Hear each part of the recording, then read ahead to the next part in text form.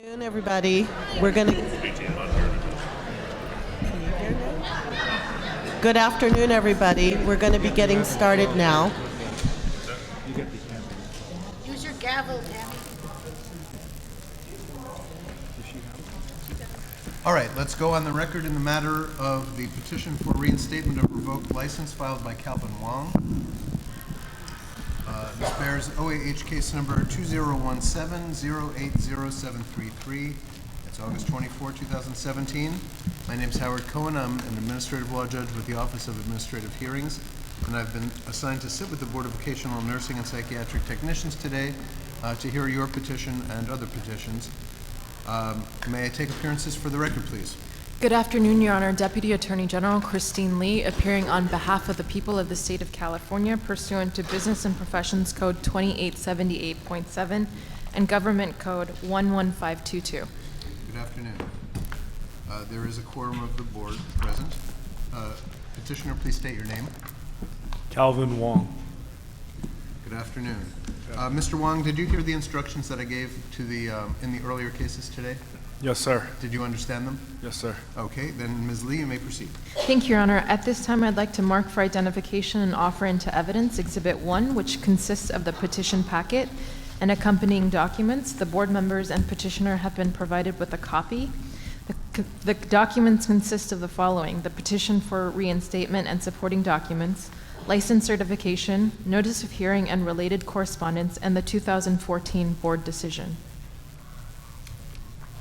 All right, those are collectively marked for identification as Exhibit 1. Did you wish to move those into evidence? Yes, Your Honor.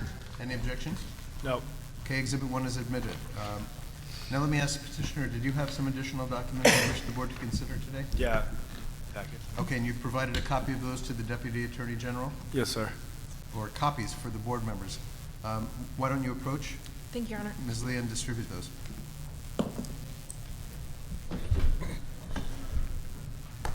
Thank you.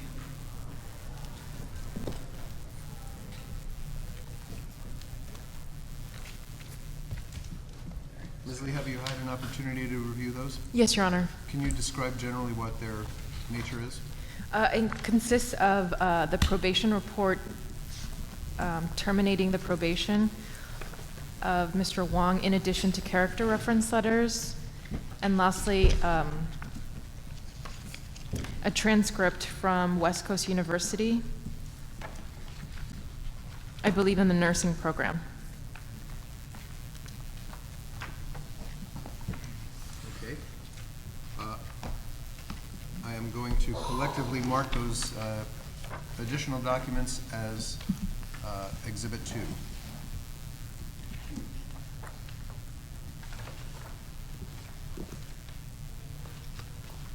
And Ms. Lee, do you have any objection to their being admitted?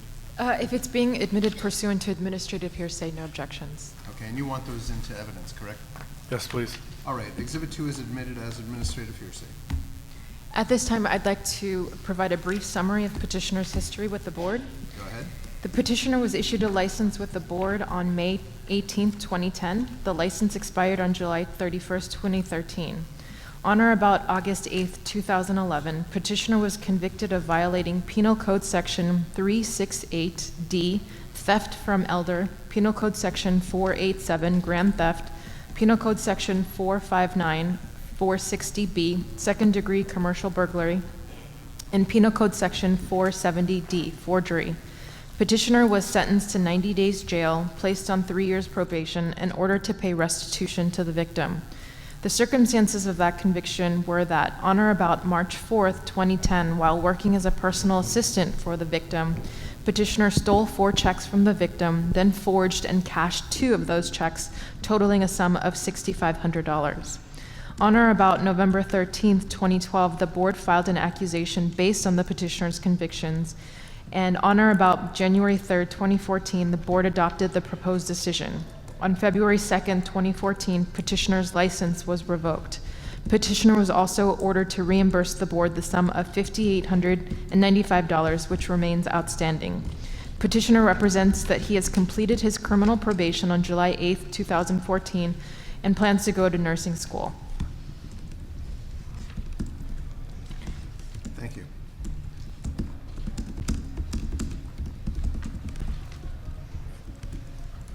All right, Mr. Wong, please raise your right hand. Do you swear or affirm that your testimony in this proceeding will be the truth, the whole truth, and nothing but the truth? Yes, sir. Okay, you may now address the board and tell the board why you believe your petition should be granted. I'm just really remorseful for what happened. That's why I get back. Excuse me one moment. I guess there are some doors open. We're hearing a lot of noise from the hallway. You may proceed, but make sure to speak up so that our court reporter can hear you. Okay. She's seated over there to your left. Thank you. So I'm really remorseful for what I did. I just want to get back on track, start my RN school and just get going with my nursing license and nursing career. End goal is to be a nurse practitioner. But since that's happened, I've been actively going to church. I'm part of the nursing ministry at my church. My former instructor is actually how I got to know that church and been going there ever since. Just keeping up on my education, reading books. My wife's actually a RN, so just kicking my butt to, keep me fresh. So that's all. Okay. Ms. Lee, go ahead. Thank you, Your Honor. Good afternoon, Mr. Wong. Do you have any current arrests or convictions that the board should be aware of? No, ma'am. And what assurances can you provide to the board that lapses of judgment like this would not occur if you were given a license? As I stated before, my former instructor from LVN school, I keep in contact with her. She's now a friend, colleague, mentor, so to say. She knows everything and just keeping me on the right track. And wife's also doing the same thing, and meditation, exercising, and just had a new baby, and I need to be a good example for him. Lastly, restitution was ordered in your criminal case. Has that been paid? No, not yet. I have nothing further, Your Honor. Okay. I'll ask the board members if they have any questions, starting on my left. Good afternoon, Donna Norton. A couple of things. Did you have assistance filling out your packet? No. No. Because I noticed some handwriting differences. That's all mine. That's all your handwriting? Do you have a packet? Yes, ma'am. Can you look at A3 and A4?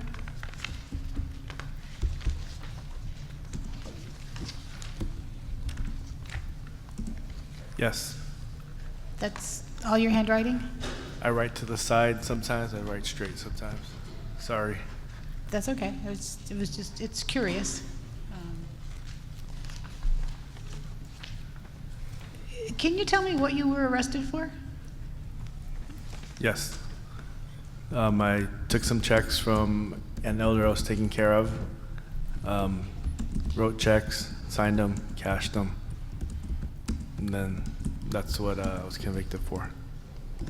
Okay, so in your, there were some inconsistencies in your previous testimony. So are you accepting responsibility for what you did? Are you now saying that there was a loan shark involved and? Yes, I am taking responsibility for it.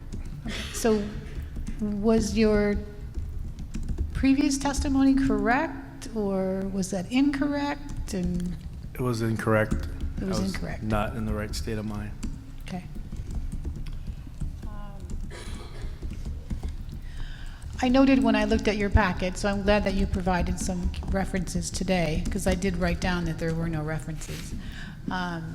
The letters that you submitted, I took a brief look because we just now received them, but at first glance, there seems to be only one person that references that they knew what your license was revoked for. Did the other people know?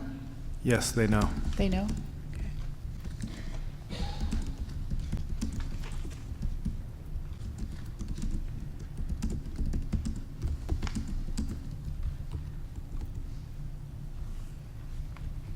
I have nothing further at this time. John Bierking, once again, Your Honor. Mr. Wong, you indicated that you were not in a right state of mind. Was that with regard to your previous testimony or for the crime for which you pled guilty? Just a previous testimony. Okay, and with regard to the underlying crime, what did you need the money for? It was just to pay back some stuff I owed. It wasn't a good decision. I have nothing else, Your Honor. Thank you. Paul Sellers. Obviously, this is a pretty serious crime that was committed. Can you articulate, can you tell me what has changed between the man that made that decision and the man that's sitting here today? I do not want to be that man that was before.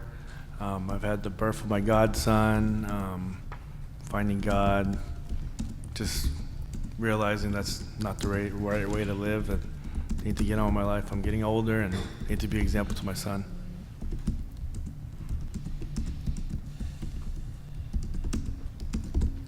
Thank you.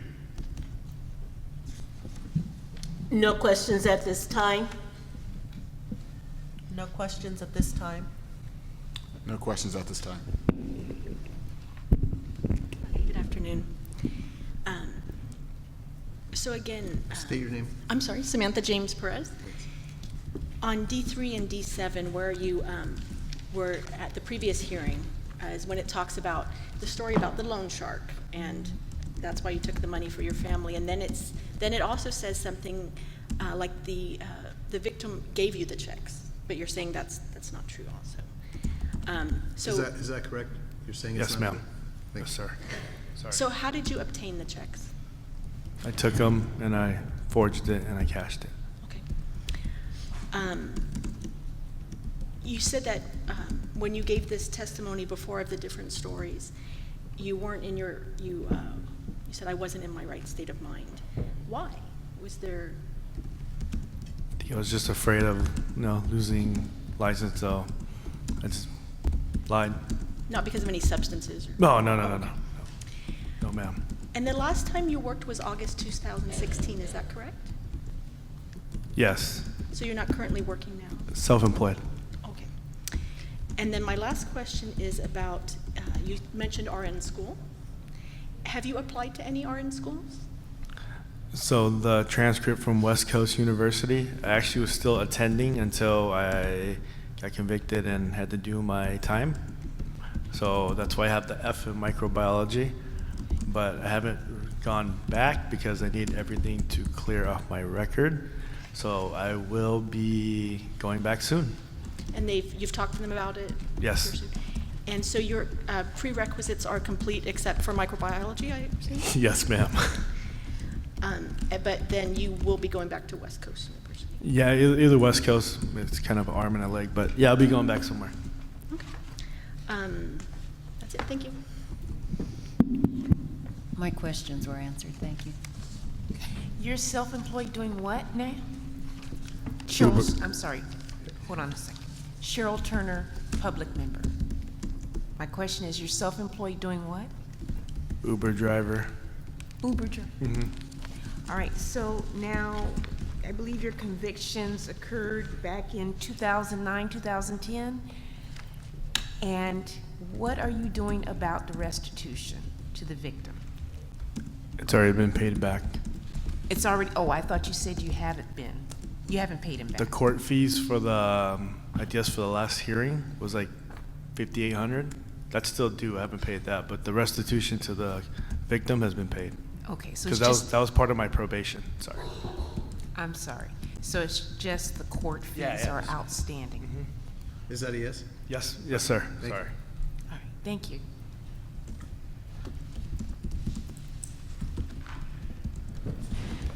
Anything else from the board? Yes, on my left. I do. Bernice Basti Martinez, public member. Okay, Bernice, go ahead. Oh, It's all right. I Sorry. was trying to figure out how to frame my question, but that's all right. Go ahead. we were just talking about fees and what is paid and what is not paid. What do you understand is still outstanding in terms of what you owe financially? Just from what I read on the actual paperwork of about 6,000 for fees and for the. And to whom? To the board? To the board. Yes. I was just a little confused by your other response. Do you owe anything else to the judicial system? I don't think so. Okay. Just Sorry. wanted to clarify. Yeah. The probation was terminated as long as I completed, I got it early terminated. Yes, after I sir. paid it off and had good standing. So that's why I got off early. Okay. You shared with us that what has helped you change and remain focused was the relationship you developed with a former instructor. Can you help us understand how that works? In other words, when you are challenged or something is presented to you that might take you off course, is this someone you see on a regular basis? Is it like counseling? Is it mentoring? How does that work in terms of helping you be a better person? So if I have any issues or problems or anything that I have questions on, that's who I would go to, other than my wife. But yeah, she's, like I said, she was my instructor before, and we got along good there, and then I happened to see her at church, and that's been ever since. That's been, yeah, I would see her as a mentor to me. I'm sorry? I would see her as a mentor to me. Okay.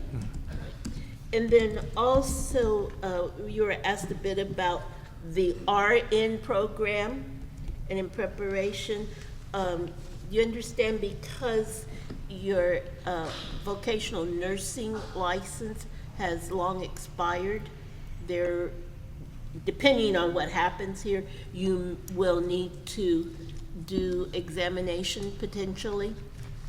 Yes, I understand. All right. What effect will that have on your progress toward an RN?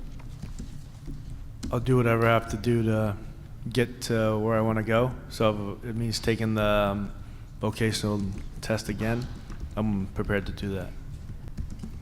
And do you know what effect that has on the RN? Does that mean you cannot take specific courses? Does it mean you will not be admitted? What do you understand its relationship is and between you and getting into a program? So with West Coast, I use the LVN as a bridge, like a transfer. Okay. So I think if I don't have those, once I go sign back up, I might have to take some of the nursing core classes, like the basics, again. Other than that, it was transferred in, but it might be different now. I have to find out. It might be different. When was the last time you followed up and checked on that? It's been about a year, so I'm just getting everything ready and go back and ask.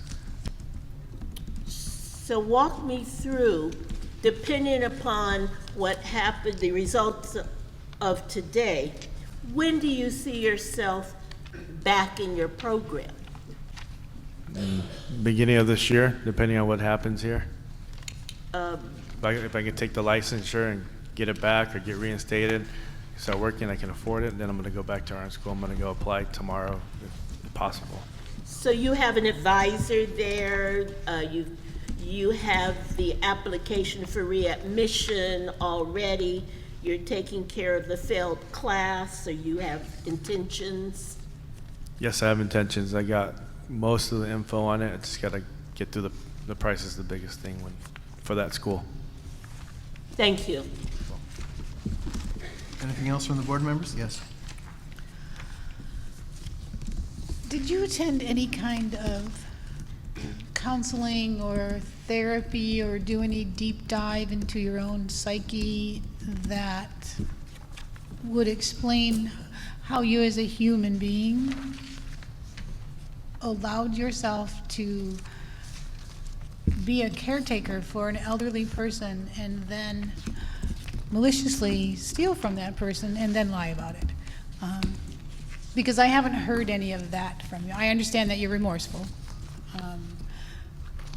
But I haven't heard what caused you to think that that was okay, or if you could explain to me why that's not okay. Because we frequently take care of the frail, elderly, vulnerable population.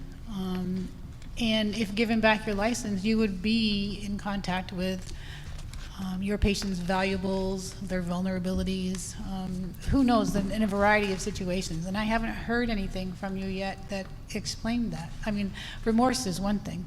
It could be remorse because you got caught. So can you expand on that? It's ethically and morally wrong. I made a mistake, and I want to make it right. And I haven't attended any counseling or specific for that, but I am willing to go if that's what it takes. But what I'm doing now, as far as having my old instructor as like a mentor, helps a lot. And just I got people to take care of now, so it's different. What did your mentor say about the reason that you lost your license? Don't do it again. And she asked me why I did it, and I really had no explanation. It's just a really bad decision.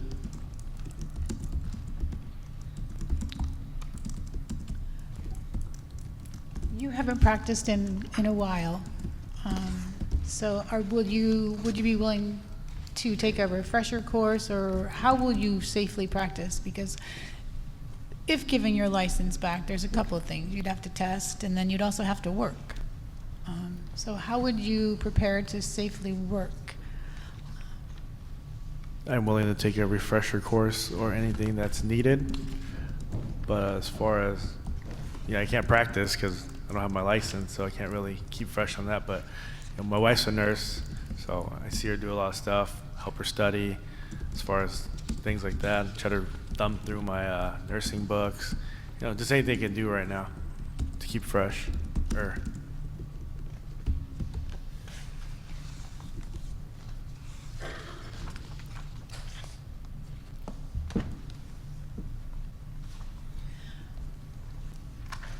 So it was your testimony that there was no substance abuse, there was no underlying issue that caused you to do what you did. You just needed to pay some bills. Is that? I want to make sure I understand that. Yes, ma'am. Okay. Thank you. Your Honor, I have just a couple follow-ups here. Okay. Mr. Wong, going back to the time of sentencing, you previously indicated that you had to pay certain fines in connection with the conviction, right? You indicated you paid to the restitution fund, and then there's also an indication of a probation revocation restitution fine, and then a security fee. What was the total number of checks that you forged? 2. 2 checks. And that totaled $6,500? Yes, sir. Did you pay back the victim? Through my probation, they order restitution as part of the probation terms, so that's how I got paid. So what's the total amount you paid in connection with the conviction? With the probation fees and everything, I don't know. It's going to be obviously over $6,500, probably like 7. Because I don't see a reference to that. I don't know why it's not on there. I just called probation and just had them write me a letter saying that I was off probation.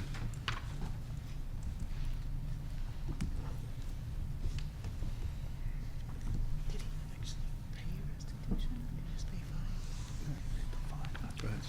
In the first Thank you. In the first paragraph right there, it says, no new All right. law violations have occurred and restitution is paid. That's when I'll get off my probation. So That's how it ran through there. Okay, I don't know the That's exact. the first page of Exhibit 2. Yes, Right, yes, but sir. my question is, did you pay back the victim, not the court? Well, I think the victim went through the court, so whatever I paid them, it went back to him. So, yes, I didn't pay him back directly because he wouldn't want to contact me anymore. So your testimony is you paid in excess of $6,500 to resolve the court case? For probation, yes. That's what it should be. I have nothing else, Your Honor. All right. Mr. Wong, you've indicated that your church plays an integral role. What activeness are you, or what's your engagement at church? Are you involved in like committees at church, and how has that impacted your life? So my instructor, she actually runs the nursing ministry there. Don't do any like skills as far as giving shots or anything, but a lot of community outreach, a lot of teaching, which, I mean, my knowledge is still there. So she had me help her run that, and Sunday attendance. I try to make it Wednesday if I'm not working for Bible study, and yeah, I try to keep up as much as I can with that, because that really does keep me. It's a good. I don't know how to explain it. It's just good to be there. Thank you. And then another follow-up. What's your understanding of senior abuse?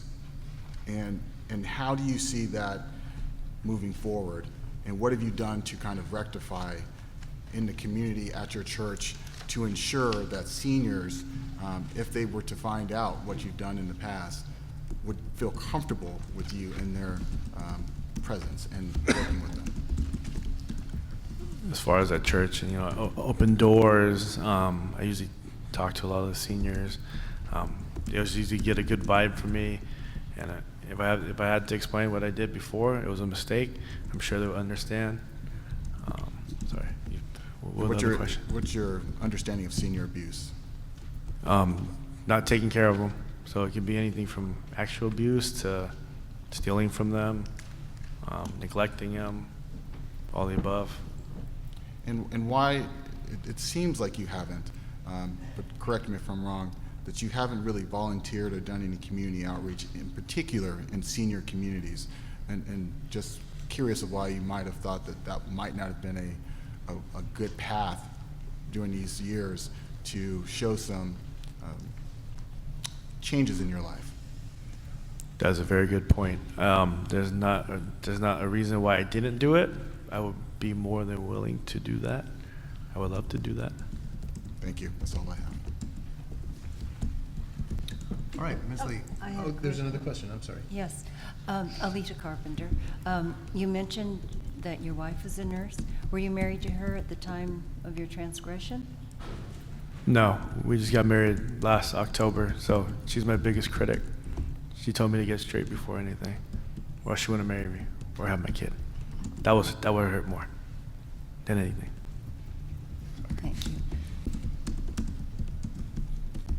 Ms. Lee. Nothing further, Your Honor. All right. Anything else? Your No, Honor? thank you. Okay.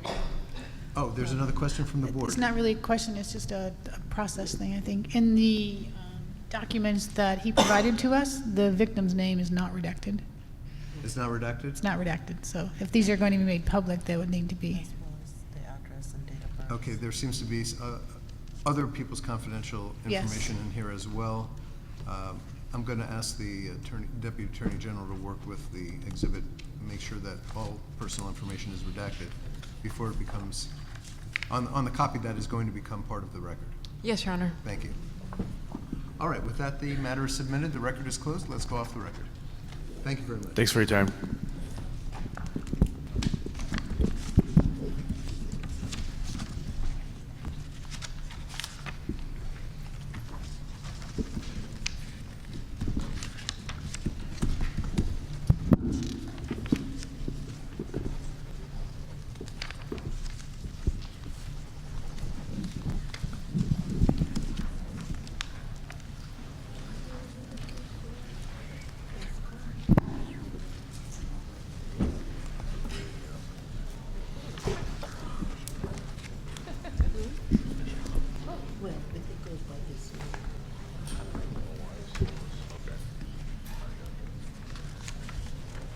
Rascon?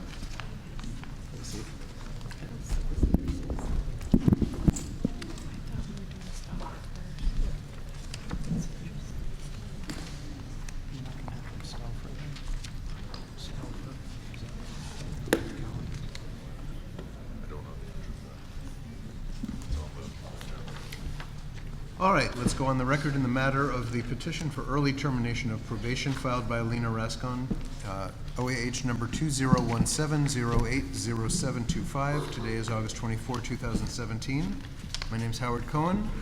I'm an administrative law judge with the Office of Administrative Hearings.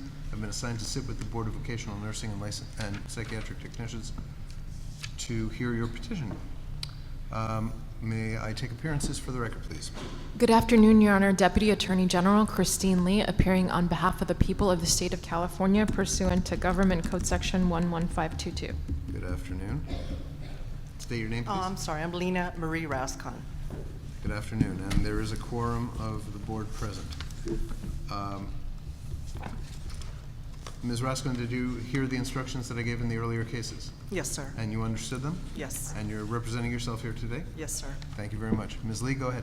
I'd like to mark for identification and offer into evidence Exhibit 1, which consists of the petition packet and accompanying documents. The board members and petitioner have been provided a copy.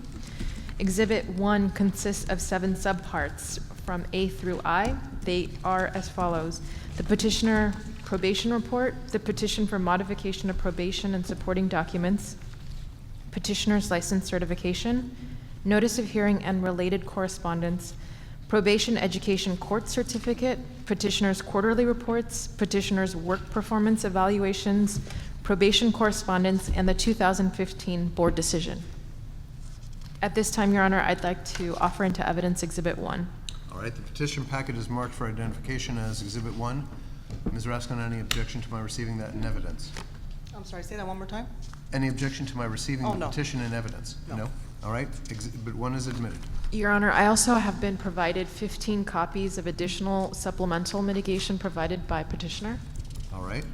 Have those been distributed to the board? Not yet, Your Honor. May I approach? You may.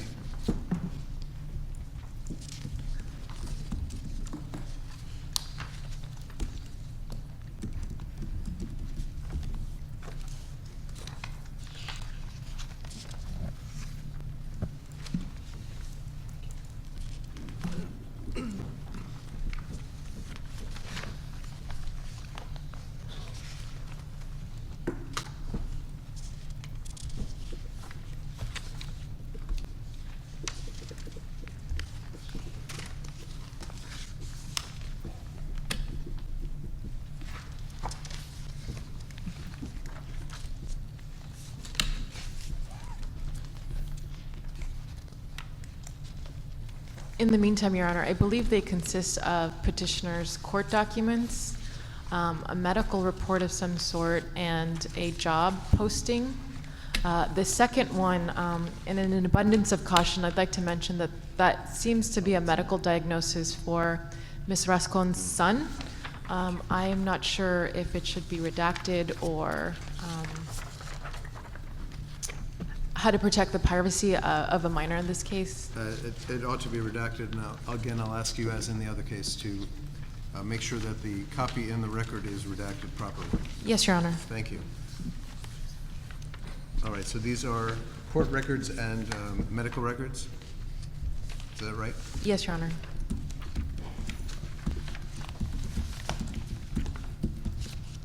And Ms. Raskin, you wish these admitted into evidence, is that right? Yes. All right, these are Yes. collectively marked for identification as Exhibit 2. Do you have any objection, Ms. Lee? No, Your Honor. If they're being admitted pursuant to administrative hearsay, no objection. All right, these are admitted as administrative hearsay. You may proceed, Ms. Lee. I am now prepared to provide a brief summary of petitioner's license history with the board. The petitioner was issued a license with the board on August 6, 2009. On or around July 29, 2015, petitioner's license was revoked and the revocation was stayed pending the petitioner's completion of a 3-year probationary period pursuant to a stipulated settlement and disciplinary order that petitioner entered into with the board. The violations that resulted in the disciplinary action were that May 21st, 2014, respondent was convicted of violating Penal Code Sections 487, grand theft, and 530.5A, identity theft. As a result of these convictions, respondent was placed on 36 months summary probation and ordered to serve 120 days in county jail with 1 day credit served for time served, with the remaining 119 days to be served in a work release program. The circumstances surrounding the conviction are that respondent took out a student loan in her daughter's name without authorization. The petitioner was ordered to pay the board costs associated with the investigation and enforcement in the amount of $1,190. As of August 15, 2017, a balance of $420 remains. Furthermore, petitioner is currently not in compliance with terms 2, 3, and 10 of her stipulated settlement. Petitioner failed to fully complete her October to December 2015 quarterly written report. She failed to answer a question on page 4 of the form. Said form was returned back to petitioner on February 29, 2016.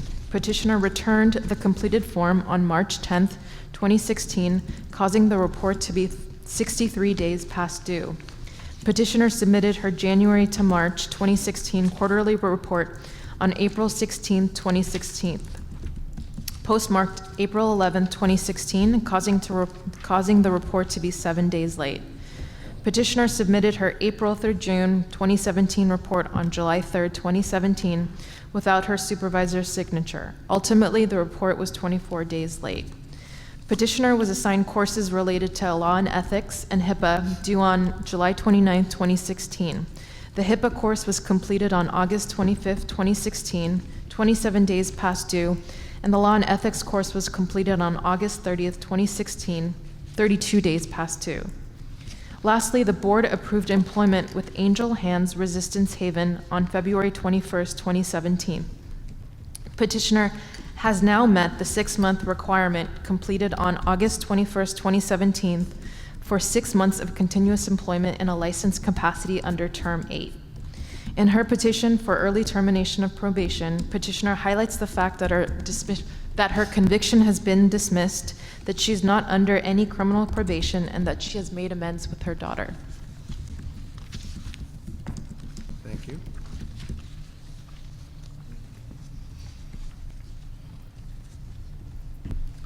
All right, Ms. Raskin, please raise your right hand. Do you swear or affirm that your testimony in this proceeding will be the truth, the whole truth, and nothing but the truth? Yes. State your full name. Lena Marie Rascon.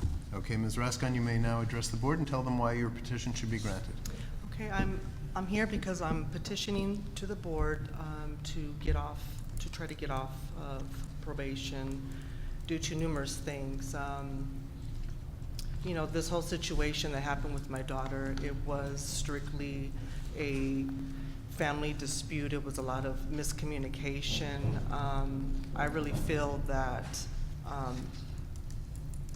I do take some responsibility for my actions, but I really feel like I should not have been given the conviction that I did with my daughter as far as her student loan. You gotta remember, my daughter, this started back, she was 18 years old. I pretty much handled all financial resources for her. I mean, I completely take care of her. Even to this very day, I still help her out financially. I helped her out with, we enrolled her at Norco College.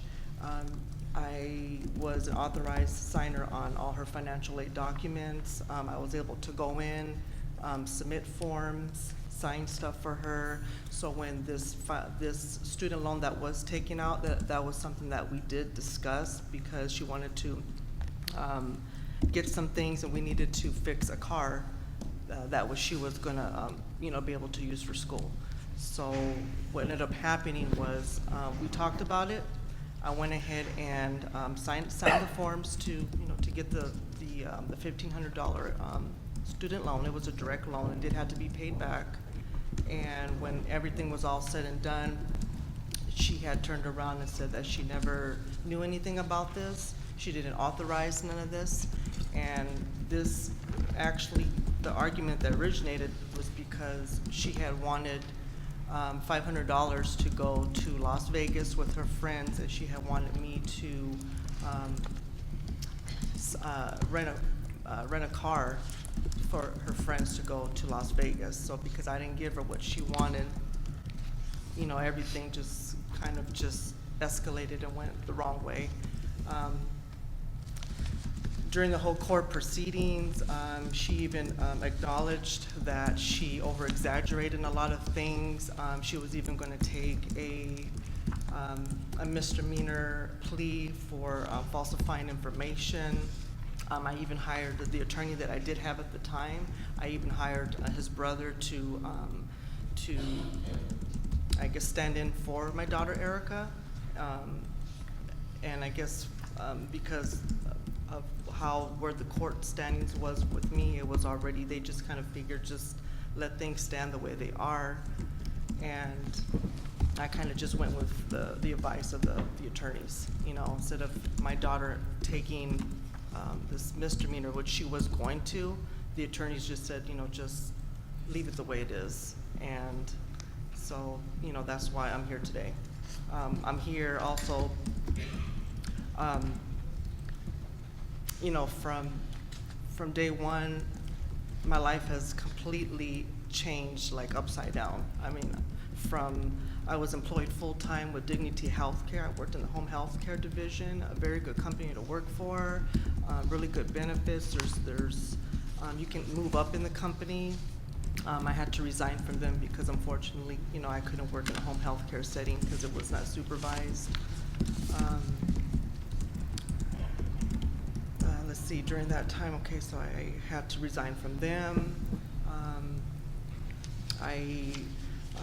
My son, the main reason why I need my life back on track, I mean, it is on track, but the probation status, it's prohibiting me from, you know, really, I guess, expanding my wings, really going out there and trying to make the best of my life. And I'm a single parent.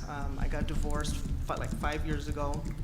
And one of the documents here from Ronald Morgan is just pretty much stating a medical diagnosis that my son has ADHD, anxiety disorder, and, you know, if I was able to, you know, go work at a facility that offers a good benefits, you know, I can provide proper medical care for my son because, you know, he's my main priority. He's the reason why that I'm here. He's the reason why that I strive to, you know, set myself at a higher standard. You know, with my daughter, yes, that was a really bad time, and I probably should have thought about things differently. We probably should have had a better communication, but, you know, I think she acknowledges that it kind of just, it escalated too far, and instead of us talking about it, you know, she just went ahead and went to the Corona Police Department and told them that I stole money from her, which in reality, I don't feel I stole any money from her because, again, I was authorized user at the college. I spent the money on her. I even submitted documents to the court of credit card purchases. So what I would do is, when it was only a disbursement, when we got the disbursement, I put the money into the bank account. So I would make whatever purchases that were made. I would have my bank statement to, you know, show proof of where the monies went. So, you know, for her to even have said that I stole anything from her, I mean, I had the proof there. I guess, I don't know, I guess it wasn't good enough, or something fell in between the crack. But as far as now, how our relationship is now, our relationship is on track. I would say that anything that we do with money, any type of business stuff, we talk about things, we reiterate between us, like, okay, is this what we're gonna do? You know, are you sure? You know, the communication is there so that there is no misunderstanding and this will never happen again, because this obviously changed my life. It completely took me to the rock bottom. I like literally lost everything. I mean, from my car to not being able to pay for things. I had to have my parents help me out. As far as, I don't know, should I cover, like, as far as the violations go, or, I'm not sure. Whatever you think the Oh, board would okay, find helpful. yes, the attorney had mentioned that, this past quarterly report that I had turned in, I did my quarterly report, and then my supervisor, did his review on me. Well, I did not know that he had to sign my quarterly report, even though it does say like supervisor's signature on there and then mine, and I think there is, let's see, but there's like three spots. Oh, I don't have it. Well, anyhow, I didn't know that he had to sign that one since he had already signed his evaluation of me. So I wasn't told that he had to sign it. I mean, common sense, I probably should have had him sign it, but I didn't for that reason. And one of the other, my quarterly reports, yes, that was my fault. I actually got the months mixed up, so instead of it being like January, February, March, I turned it in at the end of March or the beginning of April. By April 7th, I ended up counting February, March, April. So that's how that was. But I can say that I was really thoroughly, I would look through each page to make sure that I got everything right, marked every box. I really tried to be as meticulous as I could. And I really apologize if I did anything that I wasn't supposed to do. I have the information on the court. The misdemeanor has been is dismissed. So now, when I do go out and want to obtain a different employment, at least when my background is ran, it doesn't show up there on there anymore. One of the main problems that I have run into is with other employers is that, they like my presentation, my skills, my work history, but when they run my nursing license, obviously it shows, probation, so I've had to, I've had employment offers withdrawn due to that reason. I'm sitting here, I have completely, for whatever that I've done, I am really completely remorseful for anything. I take a lot of responsibility for anything. But I think I've completely paid my debt. I just want my life back. And like I said, I lost everything, and I'm doing this for my son. I have an 8-year-old son. I brought a picture of him, but I have an 8-year-old son that needs my help. He does not, unfortunately, have his father in his life. He is there, but he's not there. So I have to be the mother and the father, and he requires things, extracurricular activities like karate and just things that cost extra money that I just cannot afford to pay right now. So I think that's pretty much it. I wanted definitely to cover the signature with my supervisor, why he didn't sign my quarterly report, because I didn't think that he had to sign it. I wasn't told that he had to sign it. I even notified Savannah Coop. I usually would notify her by email. She never responded back to me, telling her the same thing I'm telling you ladies and gentlemen, that I did not know, or else I would have had Mr. Thompson sign my quarterly report.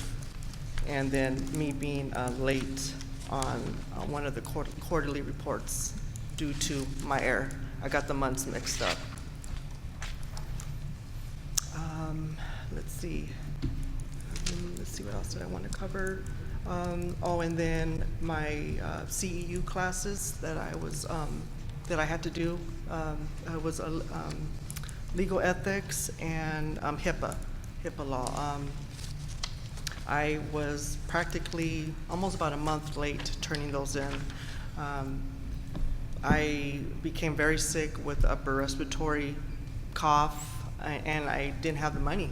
I was relying on my parents to help me out. So they had, they had their own bills to pay, and, they were able to help me out when they were able to help me out. And, that's pretty much it. There's nothing, that's pretty cut dry. I had gotten really sick.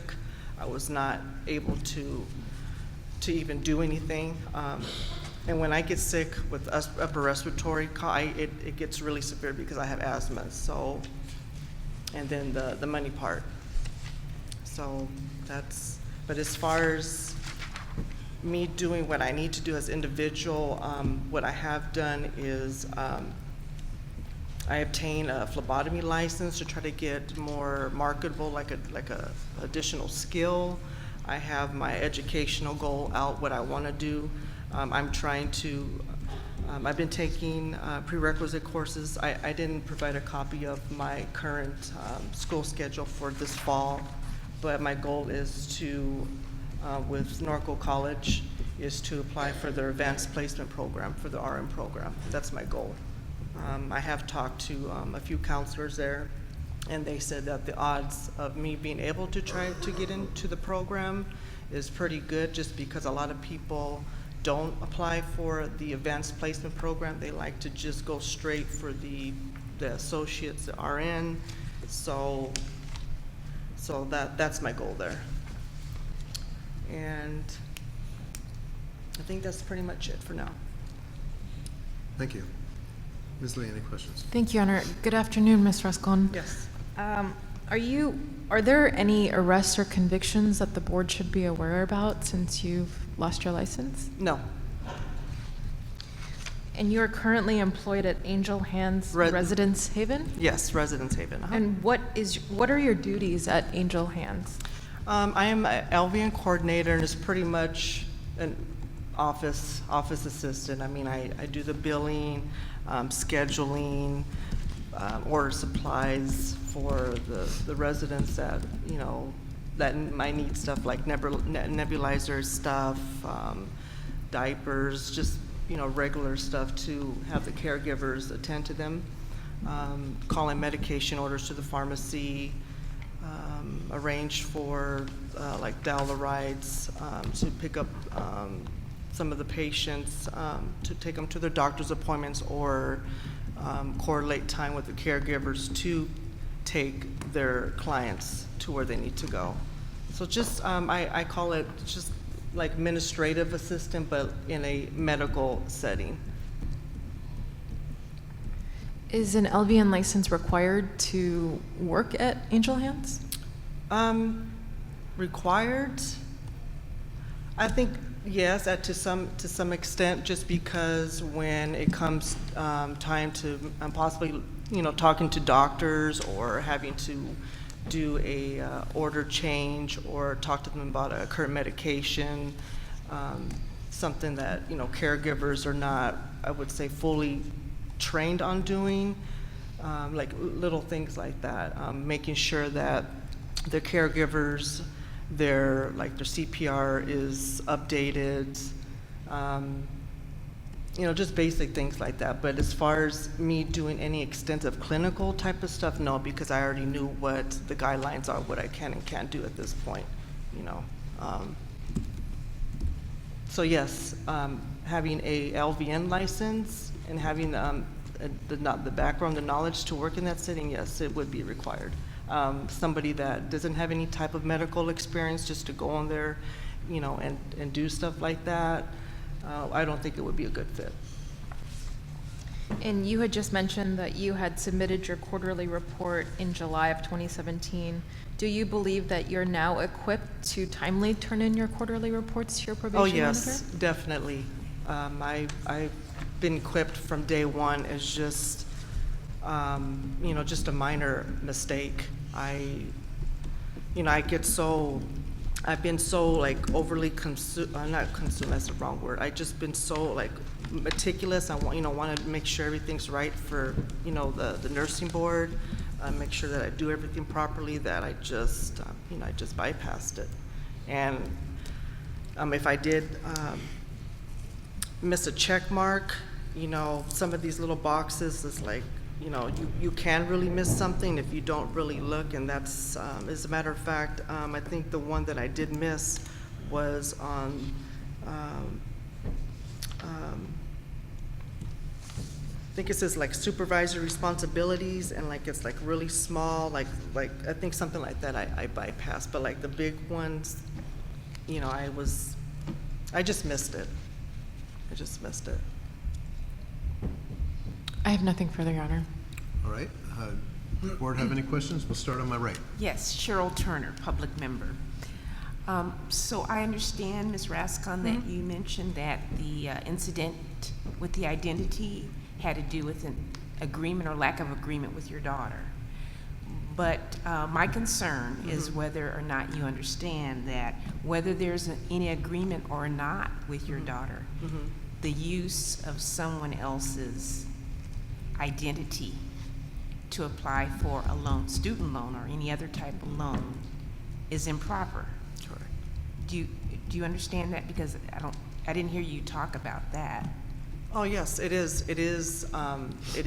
improper, or it's not right. But between me and my daughter, there was communication. Like I said, I was authorized to be on her documents. I was able to sign for stuff. But that particular incident, we talked about it. We agreed, like, okay, we're gonna take out a $1,500 direct loan that has to be paid back. The interest is not accruing. I did pay that back. And I told her, you know, I'm gonna do this. She said, okay, go ahead, sign for the stuff. And when it was done, the monies finally came. It was like, I didn't say that we're gonna do this. And I told her, like, well, we talked about this, we agreed upon this. So maybe just going back and, like, I guess, double checking, like, okay, is this okay? Like, we're gonna do this, yes or no? That's where I feel that I messed up right there.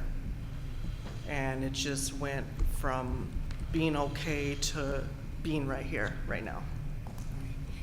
All right, so today you're here, you're not asking for probation, you're already on probation. Oh, I'm sorry. You're asking for the probation to be terminated early. Yes, I'm right? sorry, yes. All right, and so, but we do have some issues of failure to comply with probation. Yes. All right.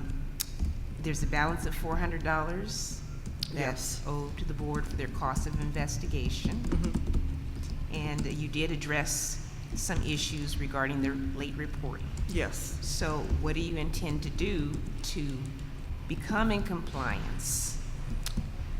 The late reports, just to not be late anymore. I mean, literally put it on my phone, write it on my body. I mean, just, you know, I'm really good on, like, turning in stuff on time, and I think from putting so much emphasis and thought into it, I think I just overworked myself up so much that I made an error.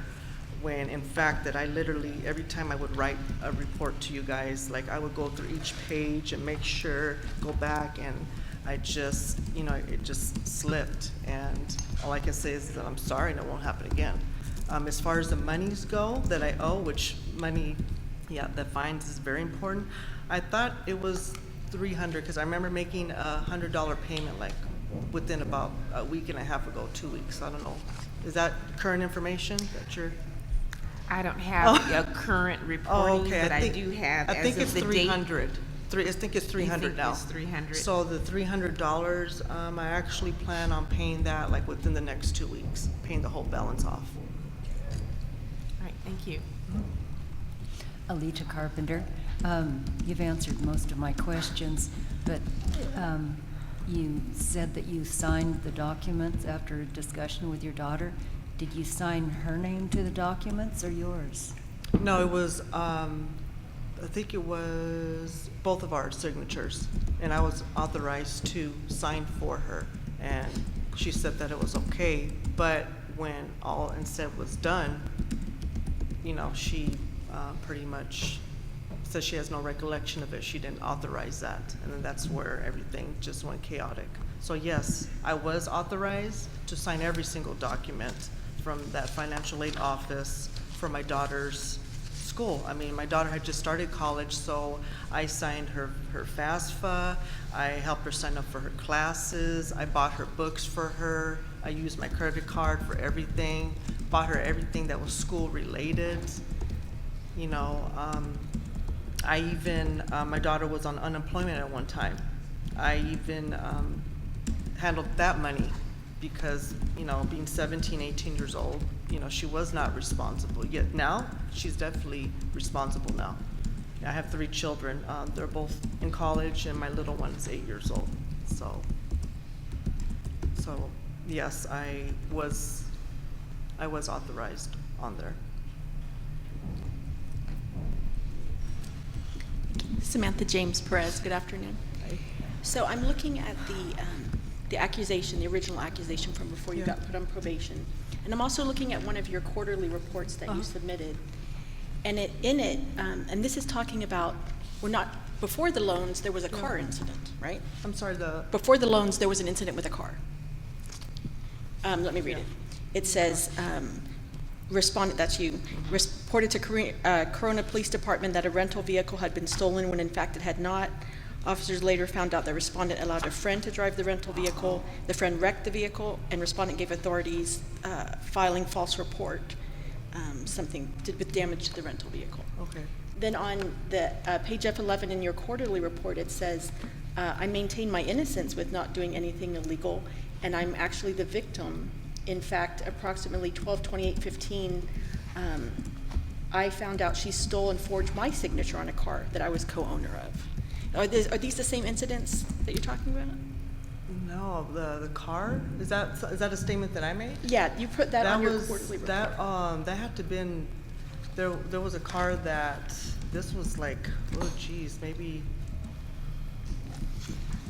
about 15 years ago. Okay. Yeah, because I remember when I had originally started, I applied to a nursing program. I think when it came down to, I'm trying to remember, I think it was something I had to write an explanation to the board. There was an incident like 15 years ago. I had rented a car for somebody, a friend of a friend that I didn't even know, and they refused to bring the car back. So I went to the Corona Police Department out of duress. You know, they weren't willing to help because I physically handed them the keys, you know, to the car. So that wasn't considered being stolen. It was considered, they said that something about it could be considered embezzlement. But, you know, a week or so goes by, there's still no car. I'm freaking out. My parents are, you know, they're furious at me. I think I was probably about maybe 21 years old or so. I don't even remember. It was a long time ago. Out of desperation and being scared, I went and reported the car stolen, thinking, okay, if I do that, maybe the police will help me out, you know, because Yeah, because this says on June 17, 2001, you reported that the vehicle was stolen. So I ended up reporting it stolen, and that obviously didn't work out. I ended up getting a misdemeanor for that, for Because a it false wasn't police stolen. report. It wasn't stolen, it Well, was. yeah, technically, I guess it wasn't, but I feel that it was. It was kind of a catch-22, I guess, but yeah, I got it. And is that the vehicle incident you were talking about in your quarterly report here, I where it don't- says, I am actually the victim, and I found out she sold and forged my signature on a car that I was co-owner of? No, that was different. Oh, actually, yes. No, that's a different situation. Yes, my daughter, me and my daughter, I was a co-signer on a Hyundai Accent that I co-signed for her, and she went and sold the car, forged my signature. Her and her father, she sold the car to her stepsister. They live up north, and they took the car up there, and she sold the car to the father, which his name is Buford Brown, and she signed my name off on I guess the title or something, the bill of sale, and she forged my signature. That was in 2015? Yeah. Okay, so a couple years ago. Yes, and I was going to go and file on her, but I just, I didn't want to do that. I didn't want to.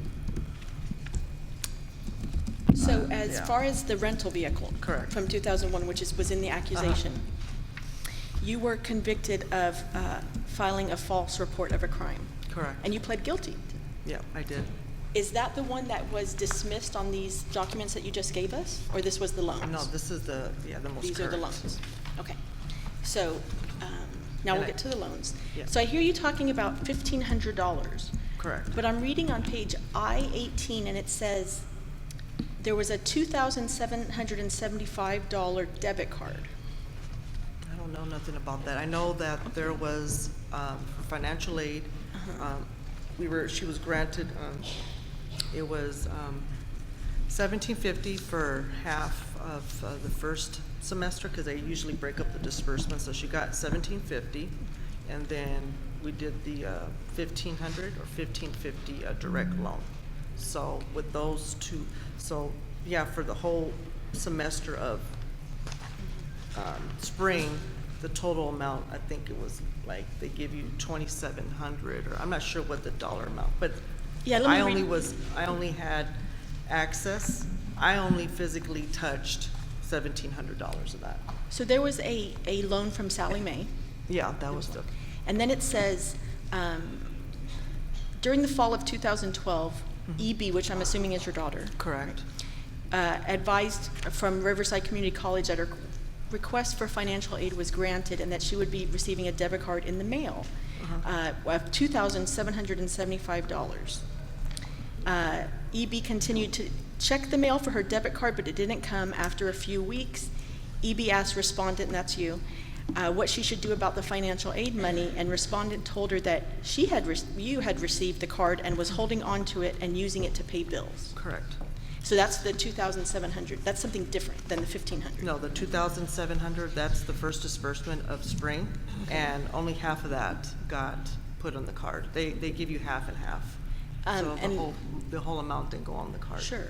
And it says, when EB asked respondent to give her the card, respondent refused and held on the card for several months. So you kept it. Yeah, I did hold on to the card to, pay for miscellaneous things for school.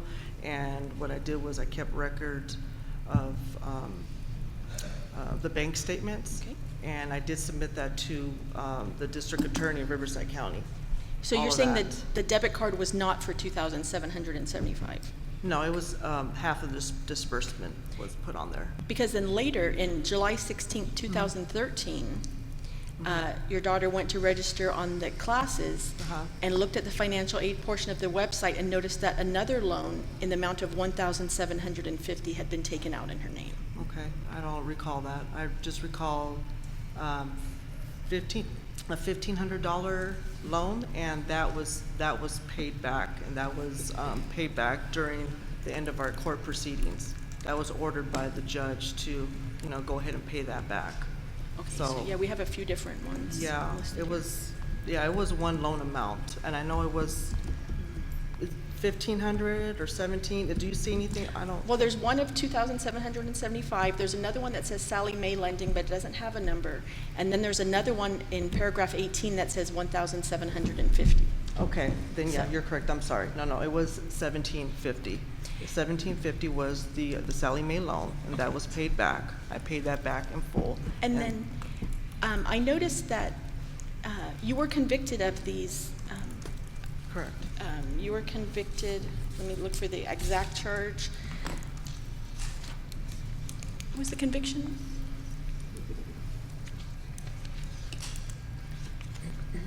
Anyways, you were convicted in court with regard to the loans, Yeah. and that you pled guilty. Yeah, I did.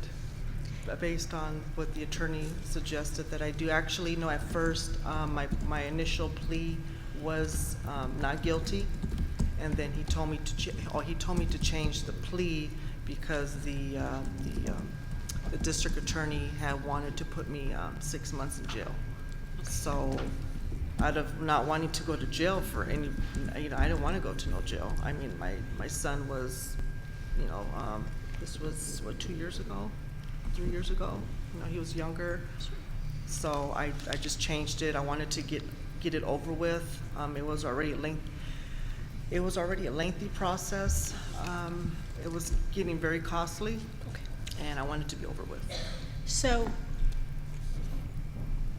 initially you said, I had some involvement with this. I was partially responsible. Then a few minutes ago you said, I do feel remorseful and I do take responsibility. Yeah, right, yeah. So what part of it do you take responsibility for? Or do you take responsibility for all of it? No, I honestly, I take responsibility for this loan through Sally Mae, because we talked about it. I got the paperwork from the school. I signed both of our names because she said it was okay. And then when the money came, it's like everything completely changed. She completely said, I didn't authorize for this. I didn't know anything about this. And from me not reiterating what the plan was gonna be and just going back and just saying something, instead of just going to go do it, I should have just talked to her about it first. And all of that could have been alleviated. And I just want to clarify what you just said, that you actually signed both of your names. You signed her name and because I your was signature. authorized. I was an authorized signer That's on not all authorized financial signer aid on it. Okay. papers.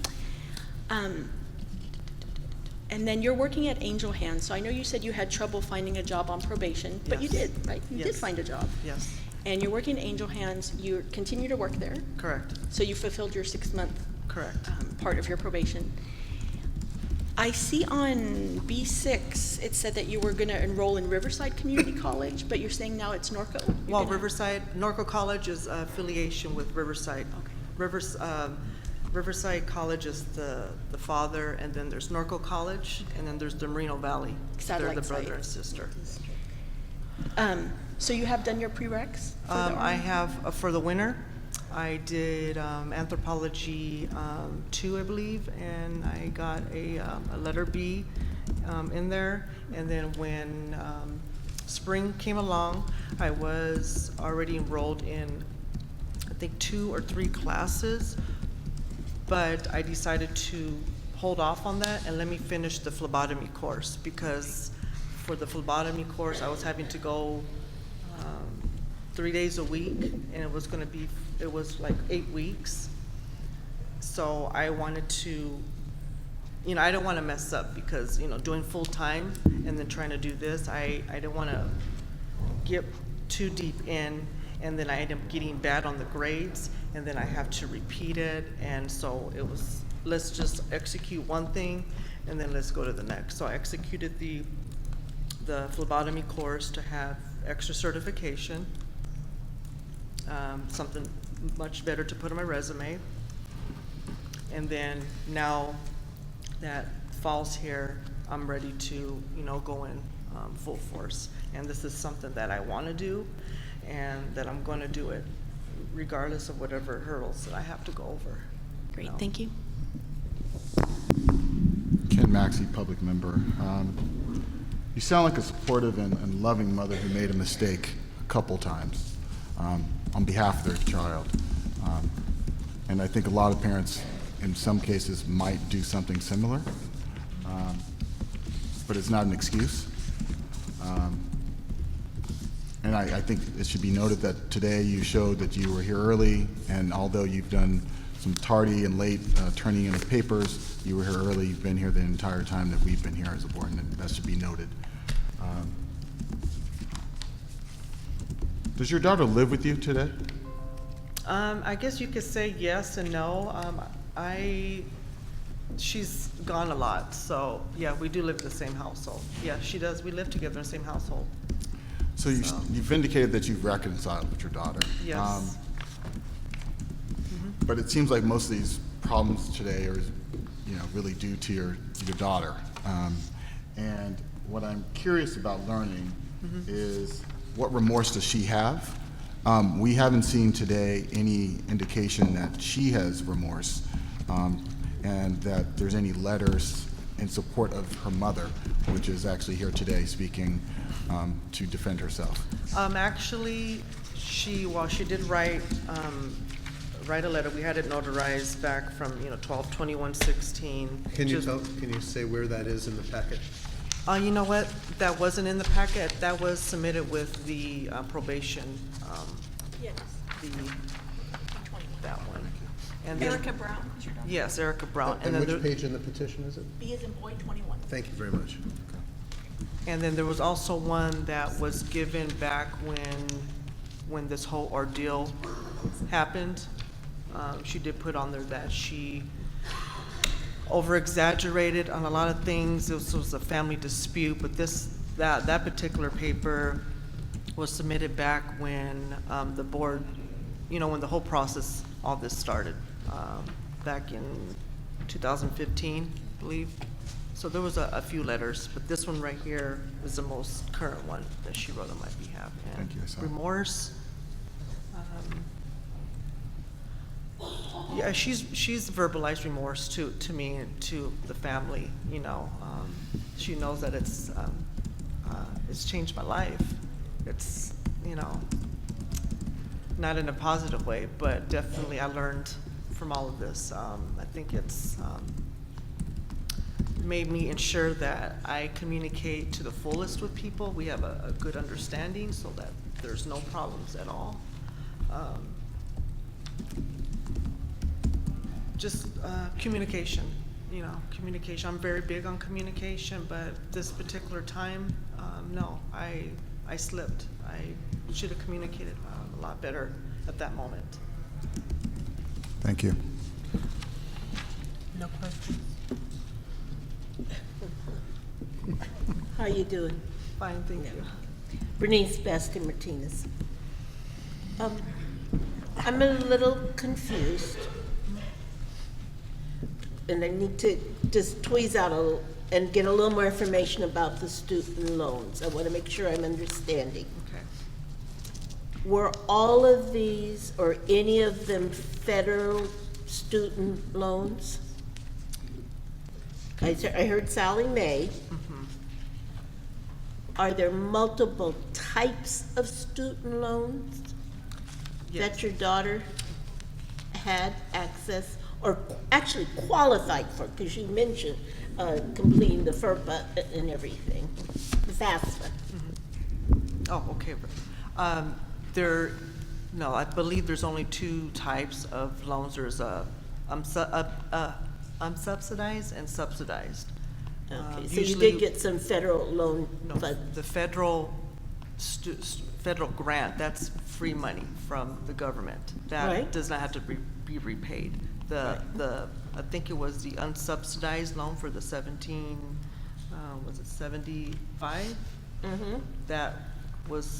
That's what needed to be paid back, and that was paid back. And that is the funding that's in question that created the circumstance with your daughter. Correct.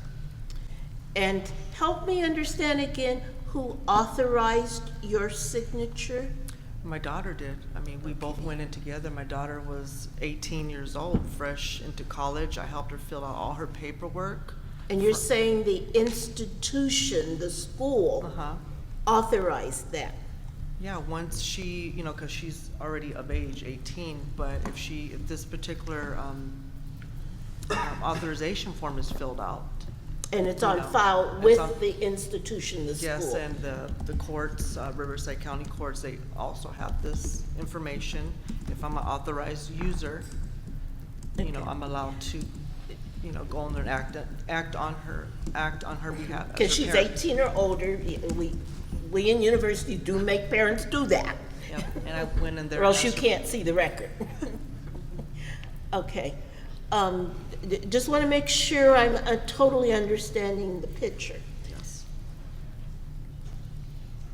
Then of these funds, because you were telling us how they were used, and of course, we ended up in the court system, in the criminal justice system because of that. Who benefited from the use of those funds?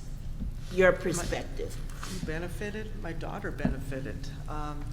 That 1,700, the monies, majority of the money went to, we have a 85 Chevy Blazer that went to get a rebuilt engine for that car, a rebuilt transmission for that car so that she could have a car to get to school. It went to buying books, it went to, she wanted to go eat, buying clothes. So when the monies came, I took out the money, I would deposit it into my account so that whatever credit card purchases that were made, I had record of on my bank statement, and that's what I gave to the court. So you're saying your daughter benefited Yes. 100%? Yes, she benefited. Yeah, she benefited. She Who did. uses the car, the The vehicle? car is, it's inoperable right now because it had some other engine problems, but she benefited off the car. Yeah, it's inoperable right now Okay. because it's an older car. And also at disbursement, because in a little earlier discussion, you mentioned you did not get full disbursement. Correct. So the difference in the disbursement went for paying of tuition and fees to the institution? Well, yeah, financial aid is used for any miscellaneous things for school, books. We in computer. universities, I Yeah. am a university employee, so Yeah. we work with Yeah. student loans all the time. That's Yeah. why I'm asking Yeah, this. it I was just want to used make for- sure I'm understanding what you're telling us. Yeah, it was used for school-related Okay, purposes. so Her- the part of the disbursement you did not receive paid her fees, the university held it Oh, and paid the fees. You did not get a separate fee bill. fees, there was like a health fee that was like maybe, yeah, I paid those fees. Yeah, but there wasn't like no major, Like tuition. no, correct, Okay. yeah, You're a student now. correct. Are you eligible and receiving any type of student assistance? Yes, I am eligible, I get my units paid for, I don't get, money, I don't qualify for money. So your assistance, Yeah. your financial aid packet Yeah, pays for your tuition? correct, Okay. correct. Is there anything else included in that packet? And who's authorized to sign on that besides you? Nobody, I mean, I can authorize anybody to, to be on there, my mother, father, my daughter, but, it's just me. Okay, okay, all right. And let me shift a little bit, because I understand your main purpose with us today is to end or bring to an end your 3-year probation. And you've been through, this would be what year of that, from your understanding? This will be, about 2.5 years now with the board on probation. Okay. I know July of 2018 will be the full 3 years. Okay, so, you've had to turn in quarterly reports Yes, I just. over all that time. Yes, ma'am, I have. Were you employed in any other circumstances during No. that time? No, I actually, in the very beginning, I actually was on disability. I went off on stress disability after I had lost my job with Dignity Healthcare. I had a nervous breakdown. But my question is, Yeah. yes or no, were you And I was employed employed, at no, any I other was not time? employed. One at a time, please. I'm sorry. That's okay. Were you, and I know I make you nervous, I tend to be. But, so this is your first employment under probation? Yeah, my first employment. I've submitted evidence of numerous job offers, places and it's always been no. So yes, this is, Angel Hands Residence Haven is my first. So going forward, after the first time the supervisor did not sign your paperwork, it would seem you would be seeking supervisor signature in a timely manner so everything can arrive on time? Can you rewind that one more time? Sorry, Let me rephrase it. I didn't hear. a report arrived without a supervisor's signature. Well, yeah, now I'm aware that Right. the supervisor has to sign my quarterly report, but honestly, I did not know that he was required. But yes. That was yesterday. Yes, now, yeah. Now, does that mean from that time, that experience forward, that you would be seeking supervisor signature early in a timely manner so that your report can arrive on time? Yes, How's that working? it's going to be on time. It's, how's that working? Well, keeping myself reminders. I have it on my phone, put it on the calendar, and just. What's your supervisor know about this? What does he know about this? Oh, he knows everything. I mean, he knows that I was. And the timeliness and the expectation? Yes, yes, he knows the deadlines that need to be, that things need to be signed in on time. He just didn't know about this last occurrence, needing to sign mine. And then third thing, I just kind of need your help with. We all can have some challenges with our kids. They love to challenge us. Just want to make sure I'm understanding your current circumstance with your daughter. You were saying things are resolved. Did I notice some hesitancy? You said, we live together, but she's not there, we don't see, but yet you have good communications? What's going on? She's there. She's just gone a lot. She works. She goes to school, and she has a heavy social life. So we don't really see her too much. And she's under your roof with your rules? Yes, there is rules as far as needing to pay things, clean up. Doesn't always work out that way, but yeah, there's rules. There's definitely rules. And if she doesn't feel like she needs to follow them, then, I've asked her, you can go live somewhere else if you like, and, you'll have to follow rules, try to follow rules somewhere else. But we do communicate. We go out to eat together. We do mother and daughter things. I just don't see her a lot because she's just busy. But there's no hard feelings there. That was let go a long time ago. Yep. Thank you. Thank you. Paul Sellers.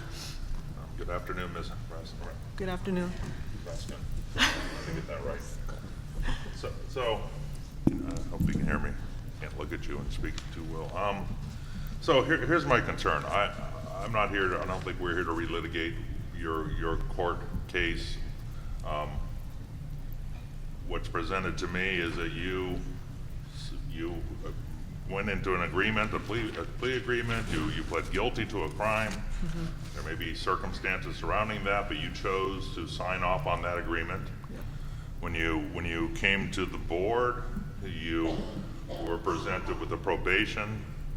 In that agreement, you again said everything that in the court case was correct, and you again signed that's correct. And again, you seem to have a lot of mitigation around that, but I'm talking about what you signed. You did sign those.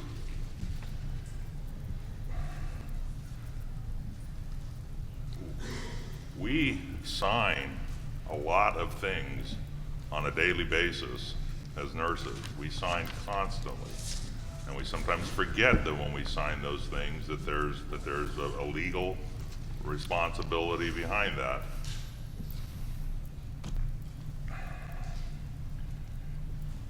I have a lot of empathy for you. In reading your packet, you've had hardship based on the circumstances that transpired and the things that you signed. And now you come to us and you ask to have your probation reduced, yet you haven't, you've fallen out of compliance even with those probation requirements that you again signed and agreed to. So I have a question here. I'm not trying to drag you in front of this. My question is, do you understand the seriousness Yes, I do. of the completely. things you've signed? Yes. You're responsible for those things, not your daughter, not your lawyer. You know, if a doctor tells you to sign something and it's not a legal order, I don't care how much pressure he gives you. If you sign that, you are responsible, not that doctor. So tell me about your understanding of your responsibility in all of this. Are you referring to the documents signed with the daughter's stuff or my quarterly Now, how about report? just the probation, Oh, just the I'm sorry. agreement for probation? Oh. Do you understand how serious that was? I mean, all of the things you've been dragged through over the last 2 years as a result of this, you understand today as you sit here Yes. how important and how serious this is. You signed this stuff. Yes. Why should we grant you an early termination when you don't seem to take this serious? You know, I should be granted my life back because signing something is very, very serious. You know, we're professionals. This is something, we need to make sure that it's signed and it's dated and it's turned in a timely manner because, I mean, in the real world, I mean, you can get fined on stuff like this. People fine, it was just, I guess I'm just so consumed on trying to do everything so proper that I made a mistake. It slipped. I slipped. And it's not gonna happen again. It won't happen again. I've always been very meticulous on signing stuff, and if I make a mistake, I cross it out, I initial it. I just, just going through so much mentally, I got my first, turned in my first report late because I got the months wrong. And then this last one, I had absolutely no idea that Mr. Thompson, my supervisor, needed to sign my report. I didn't know. It wasn't like disclosed on anything, but at the same token, I saw it there. And my first instinct was, I probably should have had him sign it just to be on the safe side, but I didn't, because he had already turned one in for me already. But it won't happen again. If I have to continue on this path for a little bit longer, I know that I have to fill my quarterly report out correctly, on time. Like I said, the dates, I'll ensure that it's on my phone. I have an alert, or I have it pinned somewhere in my room, the bathroom, whatever it takes to make sure it's on time. And before I mail it out, go over every single entire little box to make sure I didn't bypass anything. When it is imperative that you follow the directions of the agreement. Yes. That is what keeps you from losing your license. Yep. Which, based on your letters, is a very serious matter. Thank you for answering that. Any further questions from the board? Yes, John Deerking here. Ms. Rascon, what's your supervisor's title? He's an LVN, and he's the CEO of his company. He's the owner. So you report directly to the CEO? Yeah, I report directly to him. All right, that's all I have. Thank you. Anything else? Ms. Lee? No further questions, Your Honor. All right, then with that, the matter is submitted, the record is closed, and let's go off the record. Thank you.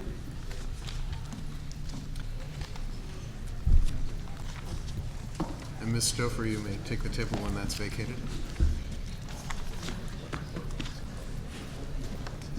Thank you. Ms. Lee, you're going to do the redaction? Thank you.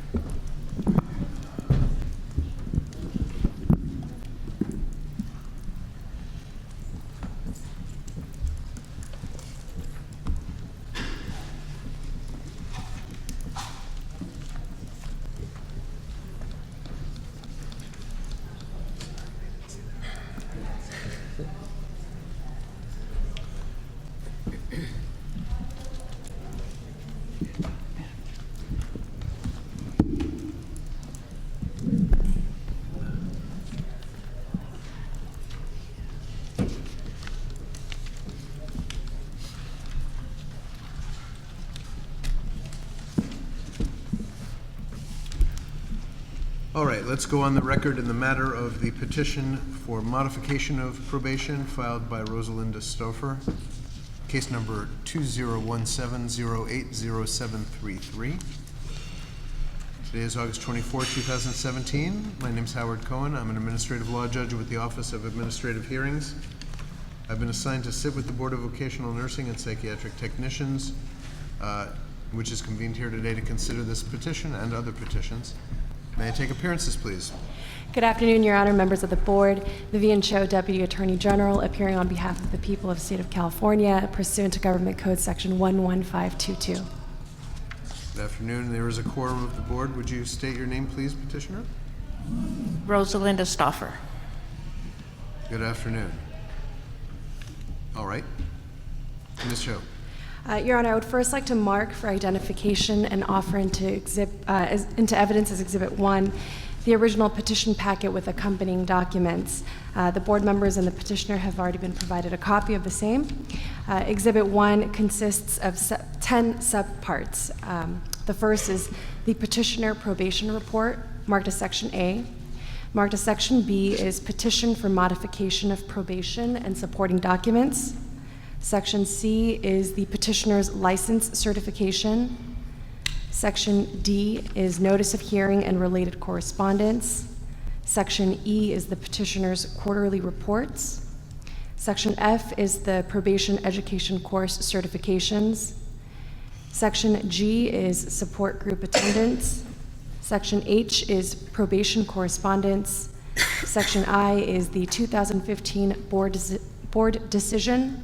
And Section J is the 2011 board decision.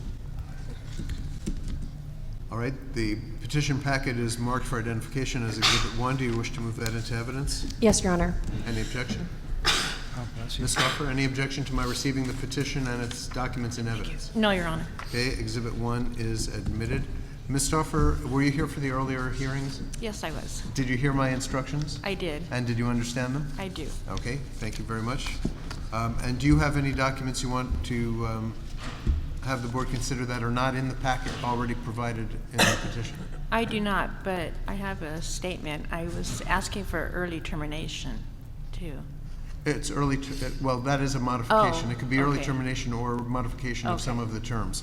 I'm sure the board has read the Okay, petition. thank you. Thank you. Okay, go ahead.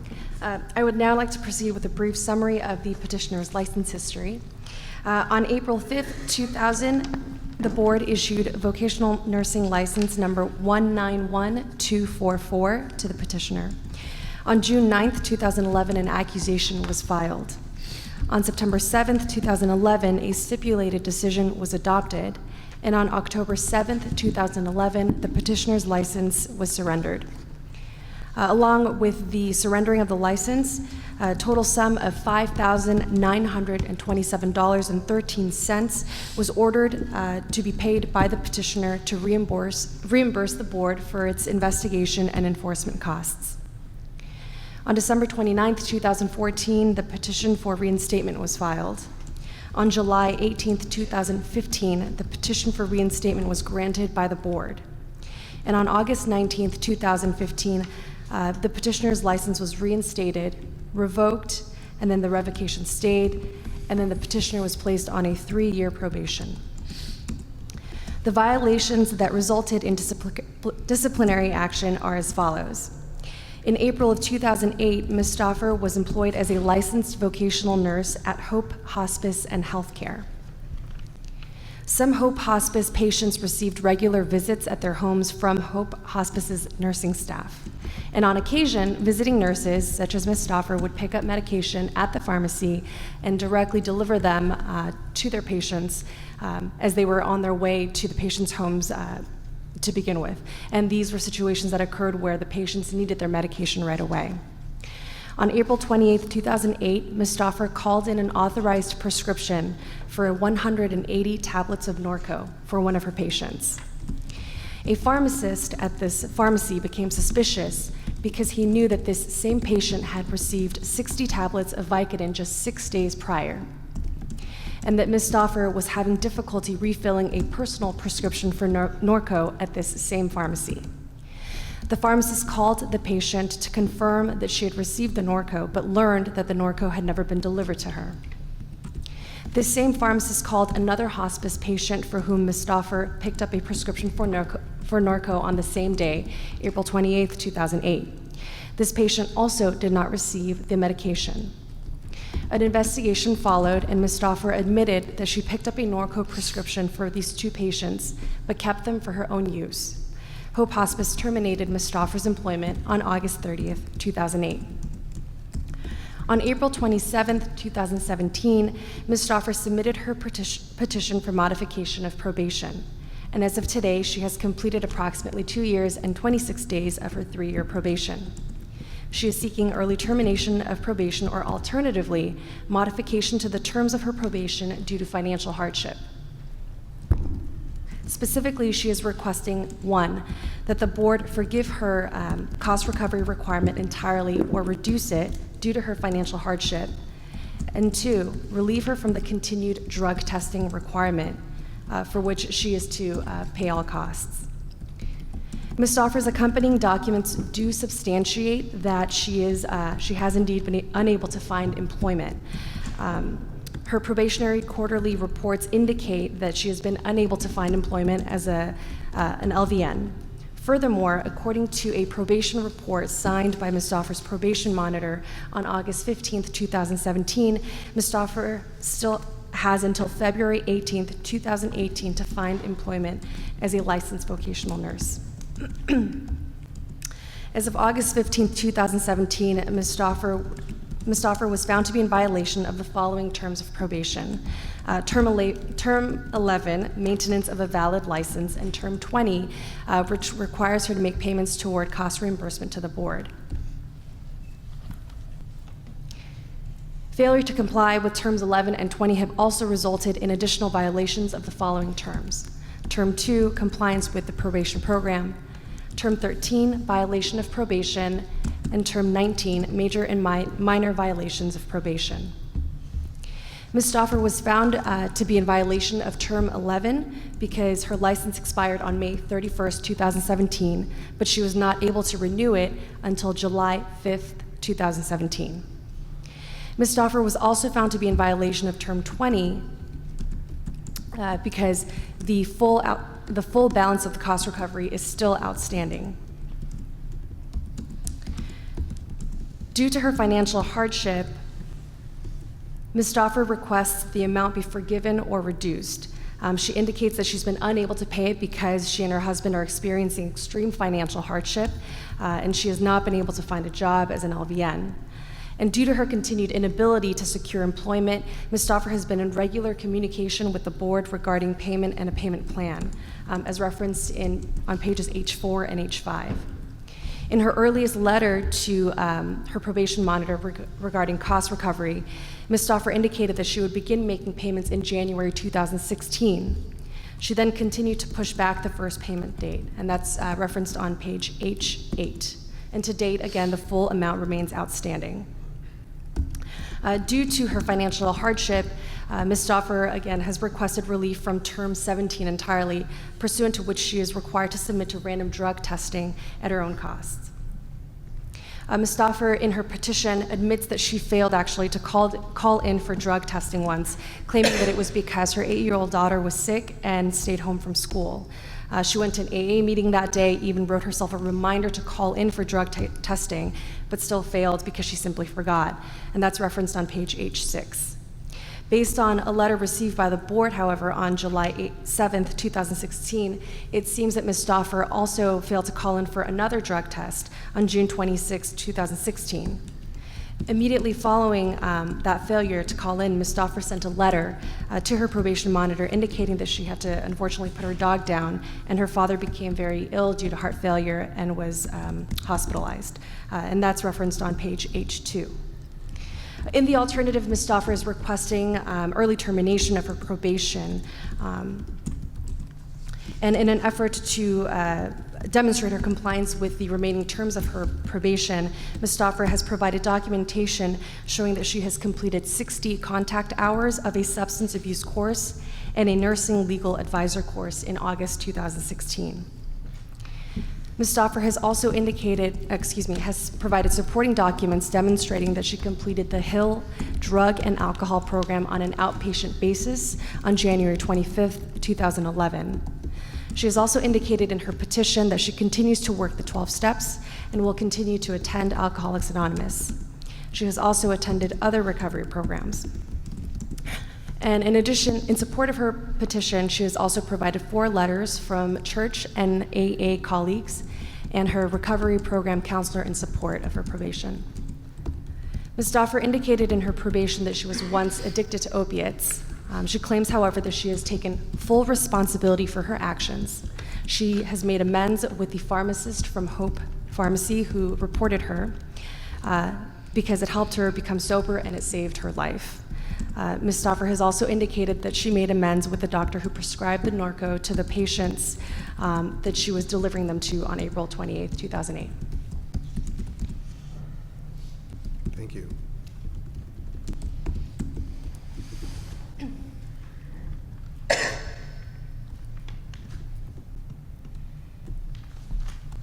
All right, Ms. Stoffer, please raise your right hand. Do you swear or affirm that your testimony in this proceeding will be the truth, the whole truth, and nothing but the truth? Yes. Okay, go ahead and tell the board why you believe your petition should be granted. Okay. First of all, I just want to thank you guys for the opportunity to be here. And, you know, I'm really grateful that the pharmacist turned me in. And I say that because it saved my life. It brought me to AA. It changed my life totally. It's just part of my life now. I thank God for the program, for my sponsor that I have here to my left, and my husband who has been a support as well. You know, like I said, it's a new way of life for me, and I was able to make amends to the pharmacist who turned me in. I made amends to the doctor, and I also made amends that I forgot to put on my paperwork to the owner of Hope Hospice, my boss. And so, you know, I'm going to continue going to AA meetings. I'm going to continue to work this program. I've worked the 12 steps, and you know, I've tried to do everything that I was supposed to do, and so basically that's it. I'm just grateful to be here and to begin this opportunity. Thank you. Thank you. Did you wish your sponsor to testify as well? I do. Okay, before she does, let's see if the Okay. if the Deputy Attorney General has questions for you. Okay. Thank you, Your Honor. Ms. Stoffer, are there any arrests or convictions since you surrendered your license that you would like the board to be aware of? No, there is not. I know you've been having some trouble finding employment. Are you currently employed? Well, I was working on the weekends where I was doing some caregiving, but I'm not doing that anymore. And what was the name of your employer? It was called Heritage Senior Care. And how long were you employed by Heritage Senior Care for? I would say about almost a year. And when did your employment with them terminate? About, I would say about a month ago.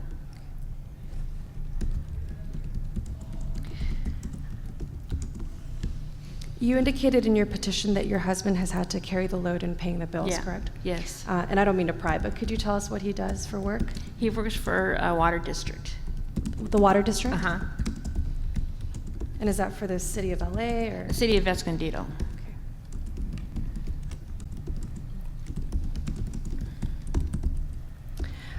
You indicated on page 3 of your petition that you would like to start making small payments Yes. around beginning of August, which has already come and gone. But I'm wondering, has something changed in your circumstances that would allow you to start making small payments? Well, we were able to reduce some payments, like, I don't remember what it was, but there were some things that got reduced, so we have some little extra money to use. Other than your employment with Heritage Service, Senior Care, excuse me, have you had any other kind of patient care time or experience, whether on a volunteer basis or not? No, I have not. And have you tried to gain any other kind of employment other than as an LVN? No, Why not? because I really wanted to work as an LVN. No further questions, Your Honor. All right, before I ask the board for questions for you, let's hear from your witness. Would you state your name, please? Georgia Ann Koenig, Could you spell that, please? Georgannkoenig. Thank you. Please raise your right hand. Do you swear or affirm that your testimony in this proceeding will be the truth, the whole truth, and nothing but the truth? I do. Okay, what did you wish to tell the board? Well, I just want to say that I met Linda at an Alcoholics Anonymous meeting and saw her a few times at the meeting, and she asked if I would be her sponsor, and I said I would. I've been sober since March 2nd, 1970, and I've sponsored a few people, and in sponsoring Linda, it's given me the opportunity to see somebody grow in the program and to work toward a good sobriety, a solid sobriety. Linda works the steps. She attends regular meetings. She calls me on a regular basis. And as you probably know or don't know, but early sobriety is a journey into all kinds of emotions and feelings that you don't that you cover up through alcohol and other things. And so she stays close to me. We work on in AA. We work on defects of character, and we bring those forward, and we try to do something about them. And on a regular basis. Linda does do writing, and we sit down and we talk. We go through the big book. And sobriety is a journey, it's not a destination. And she's certainly been a very good sponsee, and I'm proud to be sponsoring her. That's it. Thank you. Ms. Cho, any questions for this witness? Just a couple follow-up questions, Your Honor. And for everybody's reference, the letter that Ms. Koenig provided in support of the petition is on B as in boy 8.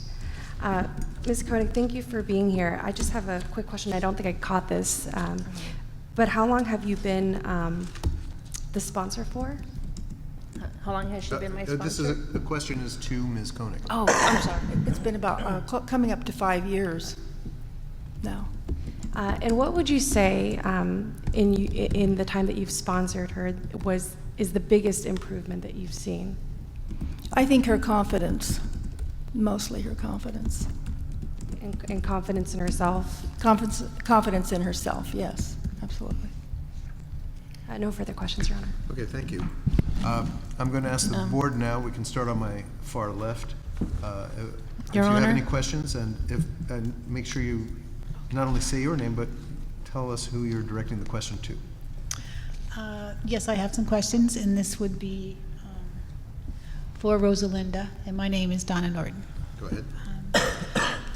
So, congratulations on being sober. Thank you. And the journey that you've been on. It's certainly not an easy journey. That's all in the past. The concern that I have when people come before us for early termination of their probation is that there's also a history in the past, right? And that you've had your license taken away. You've been before the board has granted you your license back with parameters that you have to meet. And now you come before us, and while I understand, it would be hard to, you haven't worked as an LVN. Our function of this board is to ensure the public safety, and we can't do that, ensure that in giving, that we are protecting the public after giving you back your license if you have not worked as an LVN, so that's one concern. The other concern that I have is that you're asking, I read in your packet that you would like to stop the drug testing. And while I'm confident that you're no longer using, the only way to actually ascertain that is to test you. I'm also concerned with, I understand that you want to work as an LVN, but you are coming before us now claiming financial hardship, but you haven't sought employment as anything else to help alleviate your own financial hardship. And I also think that you did not put in your packet that you actually have been working for the past year and that your employment was just terminated a month ago. And during all of this time, you haven't made any attempts at cost recovery. You've sent numerous letters stating that you wish to have your cost recovery delayed or you'll start making payments. And I think in one of the things here, you even said that as soon as you sold the boat, you would start making payments, but none of that has come. So help me understand how I could possibly grant these things to you. Okay, well, first of all, we didn't sell the boat, it got donated. And I did try to see if I can get a job as a certified nurse's aide, but I wasn't able to get my license. So I tried to go that route, and that didn't work out. You know, I've applied several LVN jobs, and most of them don't want to deal with the probation. And I have one that's might be a possible one, and they know that I'm going to be here today, and it's as an LVN and as a charge nurse. But on my restrictions, it says on there that I can't be a charge nurse. And the director of nurses told me, I want to offer you a job, but one of the things you're going to have to do is be a charge nurse. And so I called my probation monitor, and this was just last week. And she said that I would have to turn in some paperwork, and then they will decide from there whether or not. But you know, we've had our water turned off, we've had our electricity turned off, and it's been a financial struggle. Because you know, we depended on 2 incomes and it went down to 1. So I mean, I'm not trying to make excuses, I'm just telling you what's going on, you know. And you know, I thought, well, maybe I should have made at least $20 payments or something, but it was my understanding that they wanted bigger payments than that. And as far as not putting down the job thing, the way I took it is on the quarterly reports, it was my understanding that they wanted to know if I was working as an LVN and how I was doing in that area as an LVN. That's how I took the quarterly reports.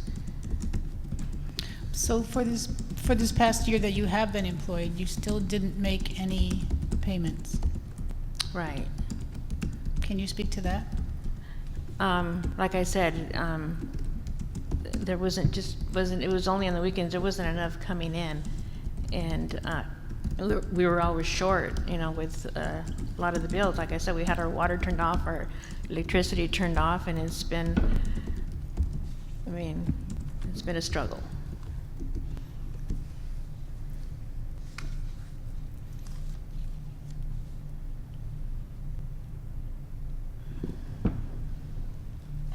No further questions.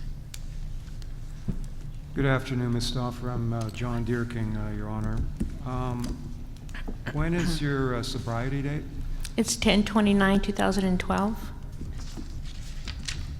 And you've had a sponsor for probably most of that time period? Yes.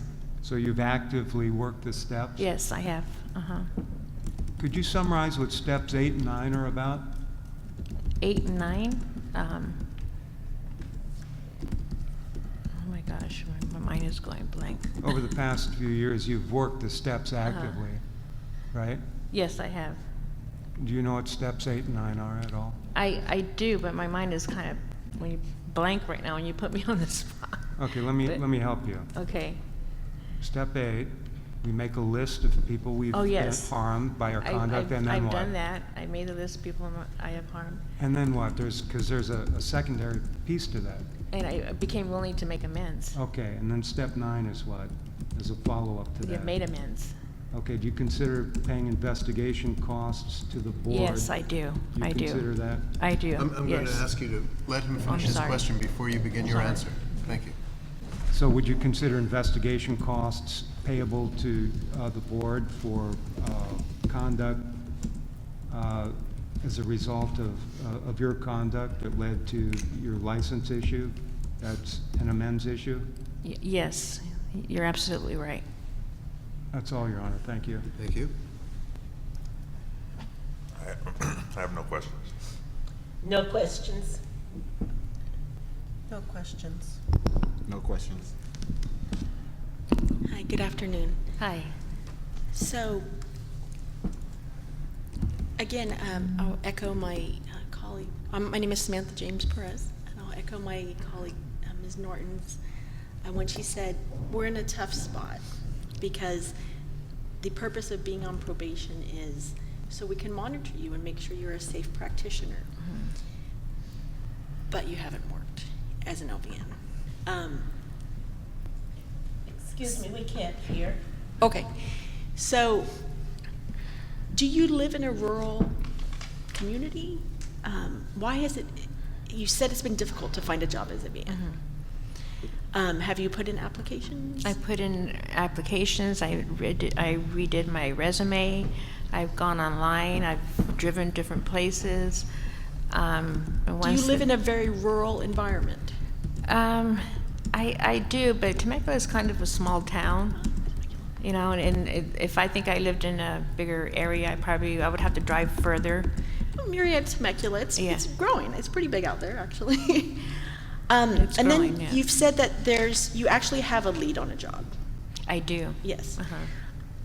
So another way we could modify, potentially, I'm not saying that we would, but theoretically, we could modify your probation to allow you to work as a charge nurse. Right, right.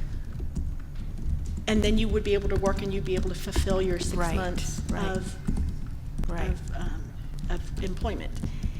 Would that be acceptable to you? It would be. Is this what's the place called where you've?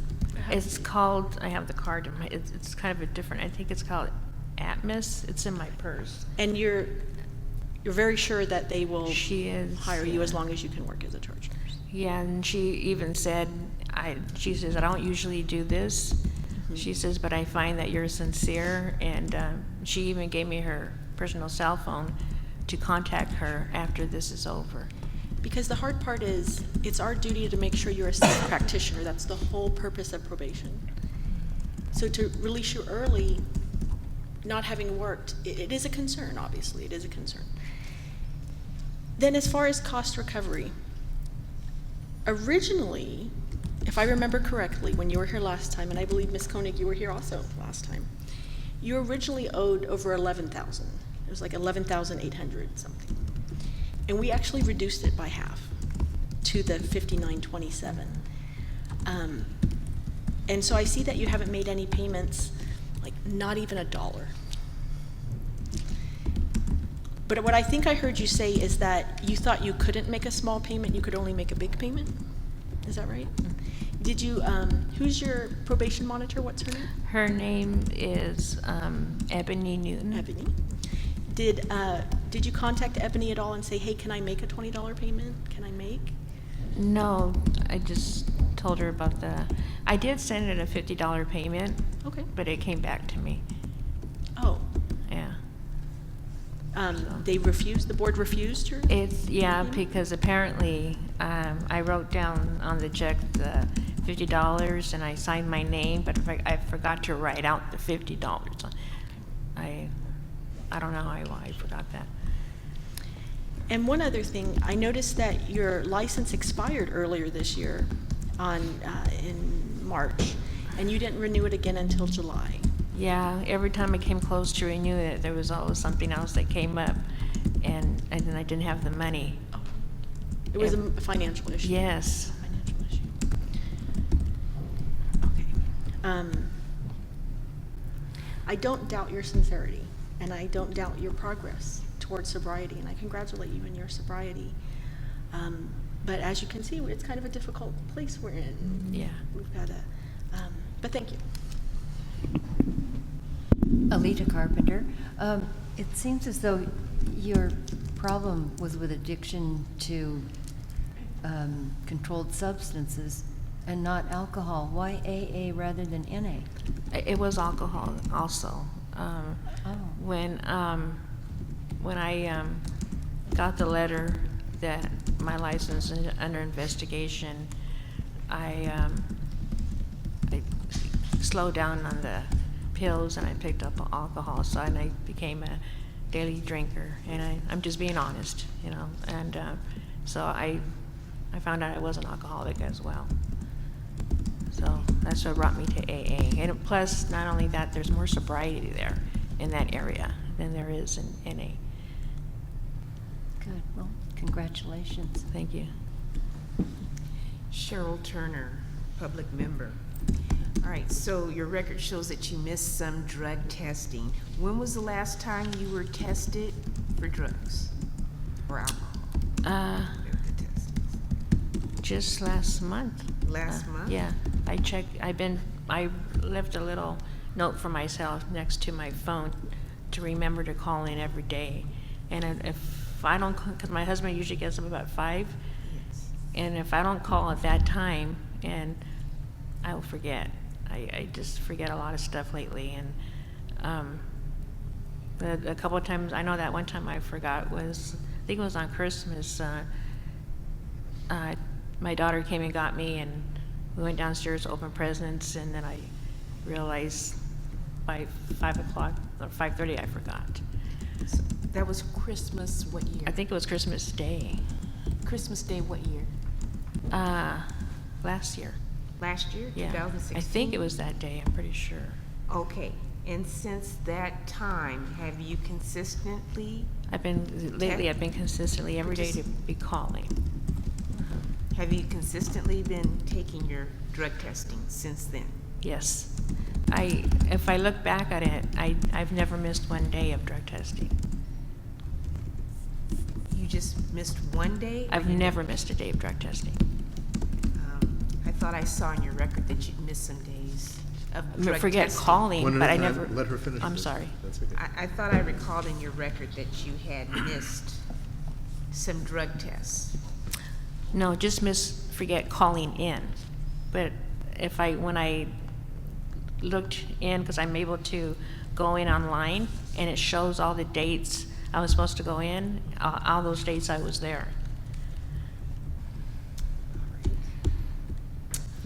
And when that check returned to you, the $50 check, did you write another check or fill in the amount or write in the amount and return it? No, but I need to do that.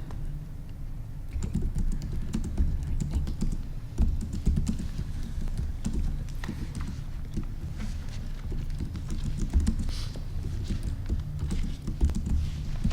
Is that it? Yes, yes, Thank Your you. Honor, thank you. No Any more questions from the Deputy Attorney General? No, Your Honor, thank you. Okay, thank you. Then with that, the matter is submitted. The record is closed, and we'll go off the record. Thank you very much. Thank you.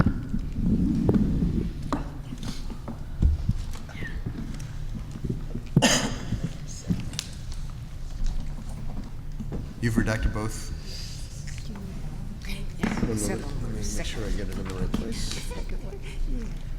I'm going to give you the unredacted. Such a wise one. This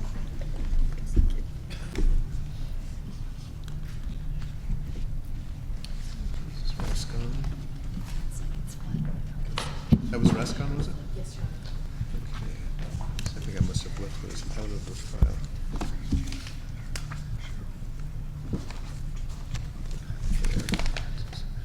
There. Just the top two.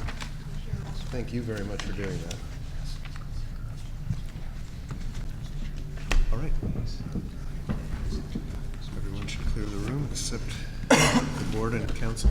We have one agenda item that we need to take care of prior to going into closed session. Okay. So we've completed.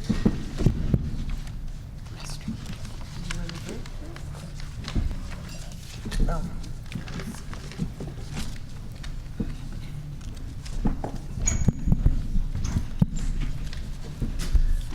So we've completed all the hearings for today. We're now at agenda item 7. And this is, we're going to be discussing the possible action on voting procedures and methodology for our mail ballots. So the executive committee met and recommends revision of the existing procedures for our mail ballots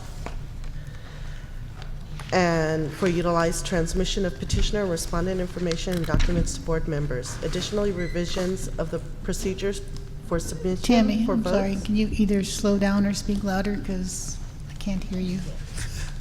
Can't hear, or I can't hear you, and it's me? yes.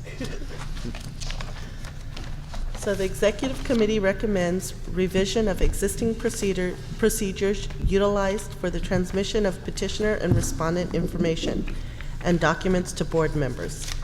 Additionally, revision of the procedure for submission of votes by board members is recommended. Currently, such documents are transmitted to board members per U.S. mail. Pursuant to existing procedures, proposed decision relative to petitioners and respondents are received from the Office of Administrative Hearings and the Office of Attorney General.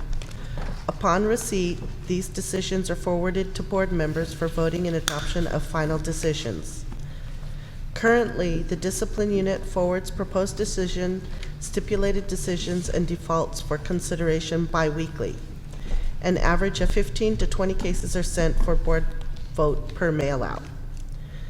Effective September 1st, 2017, the Executive Committee recommends utilization of a cloud technology for the transmittal of proposed decisions, stipulated decisions, and defaults. As confirmed by the Department of Consumer Affairs Office of Information Technology, this technology offers a secure portal for the transmission of documents and materials to board members and the submission of votes by board members. In so doing, the revised procedure offers enhanced efficiency and security at a cost savings to the board. So our recommendations are: 1, revise existing procedures to include utilization of cloud technology, a secure portal for the transmittal of proposed decisions, stipulated decisions, and defaults to the board members for voting and adoption, effective September 1st, 2017. Recommendation number 2, revise existing procedures to include utilization of cloud technology, a secure portal for voting and adoption of final decision by board members, effective September 1st, 2017. Do you need a motion to approve Any it? discussion? Yeah. I have a question. I have a Yes. question. Let me get a motion on the table. Huh? You want to make a motion? Motion first? And then we have discussion. Right.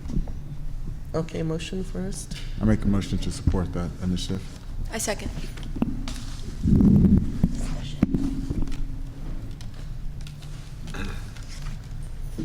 Any discussion? Yes.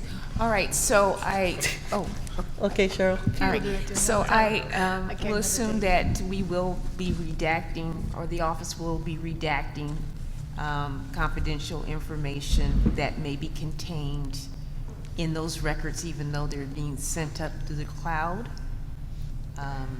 That is my understanding. It shouldn't change the way, like our discs, the information that we get on the discs, it would be posted to the cloud the same way that it's posted on the disc All right.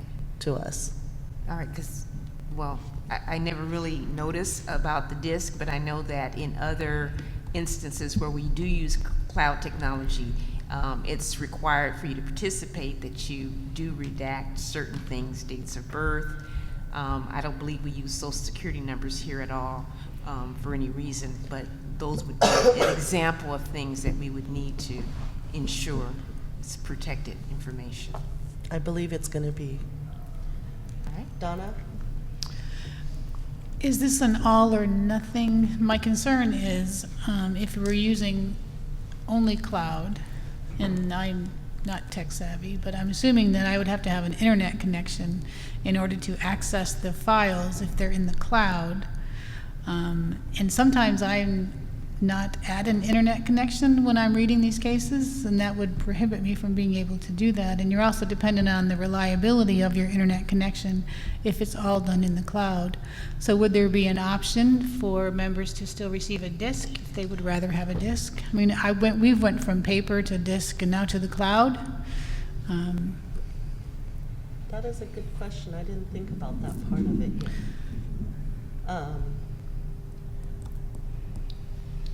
I mean, you would still be able to receive at some point whenever you're under some internet or you have an internet provider. You might not receive it immediately where you are if you don't have internet, but I would assume that you would be able to receive that somehow under the cloud, and that wherever you are, you can receive it.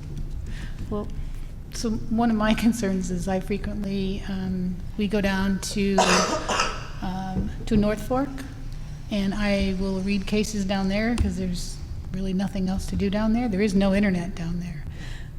And depending on the timing of these cases, that may prohibit me from being able to read these cases, as I would have to connect to the internet at one time, and either I'm going to have them from the cloud or be accessing from the cloud, or having to download them I would have to download them myself. Cheryl, is it possible that Brian might have information on that question or have an answer to that question? I can certainly find out the answer, but the other thing to remember is that you can also view the document from your telephone. But the last part is that those documents are not up just for a day at a time, they're up for a period. So that you would have time to see them. But Understood, Now, but the other thing is that, it certainly would, it almost defeat the purpose if we did it, we gave you the disk as well as the secure portal.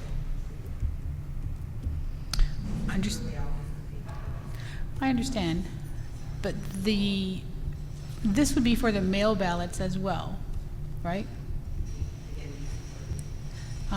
So the mail ballots, while they might be up for a certain amount of time, they wouldn't be uploaded until, the equivalent would be you've mailed it to us, and now instead of mailing it to us, you will upload it to us, right? Or you will let us know that the cases are up in the cloud and we can read them. So we don't, and they'll stay up there until the due date, I imagine, or even past the due date, it doesn't matter, because you can't, your time to respond to them has ended. And again, we are going to be dependent upon internet connection in order to view those cases. Donna, I don't know if it helps any, but we utilize this technology in one of the other boards I'm on, and it's possible to print out the documents and download them from the cloud at any time. Yeah, I'm not really keen on downloading 700 pages. I know. Personally. It's not something that I want to do.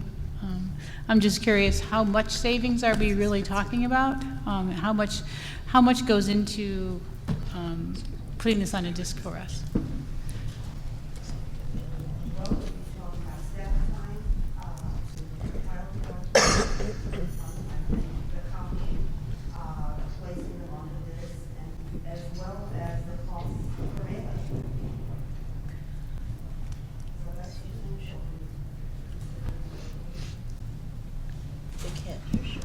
You need a microphone. You need to come up to the microphone. They Cheryl. can't hear you.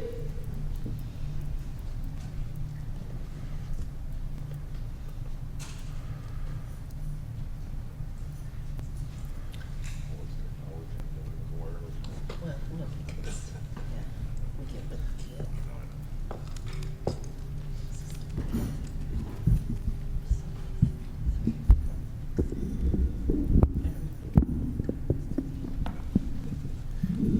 afternoons. Brian Vu, Enforcement Chief.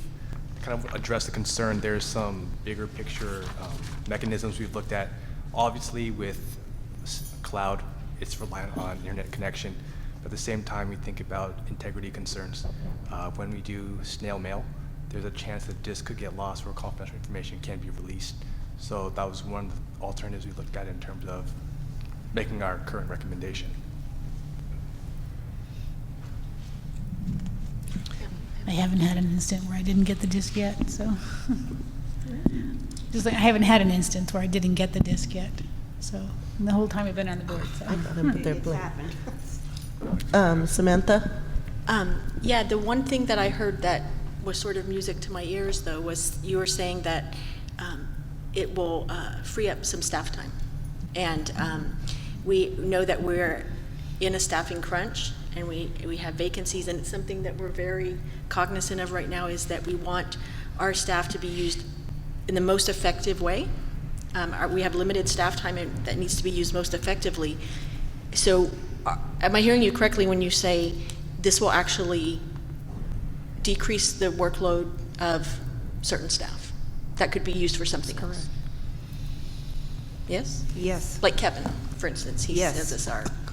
How much time does it take to make the CDs currently? I've heard in the past that it takes an inordinate amount of time to gather everything, print it, make the CDs or whatever. How much time do you think would be saved by, for example, if it is Kevin?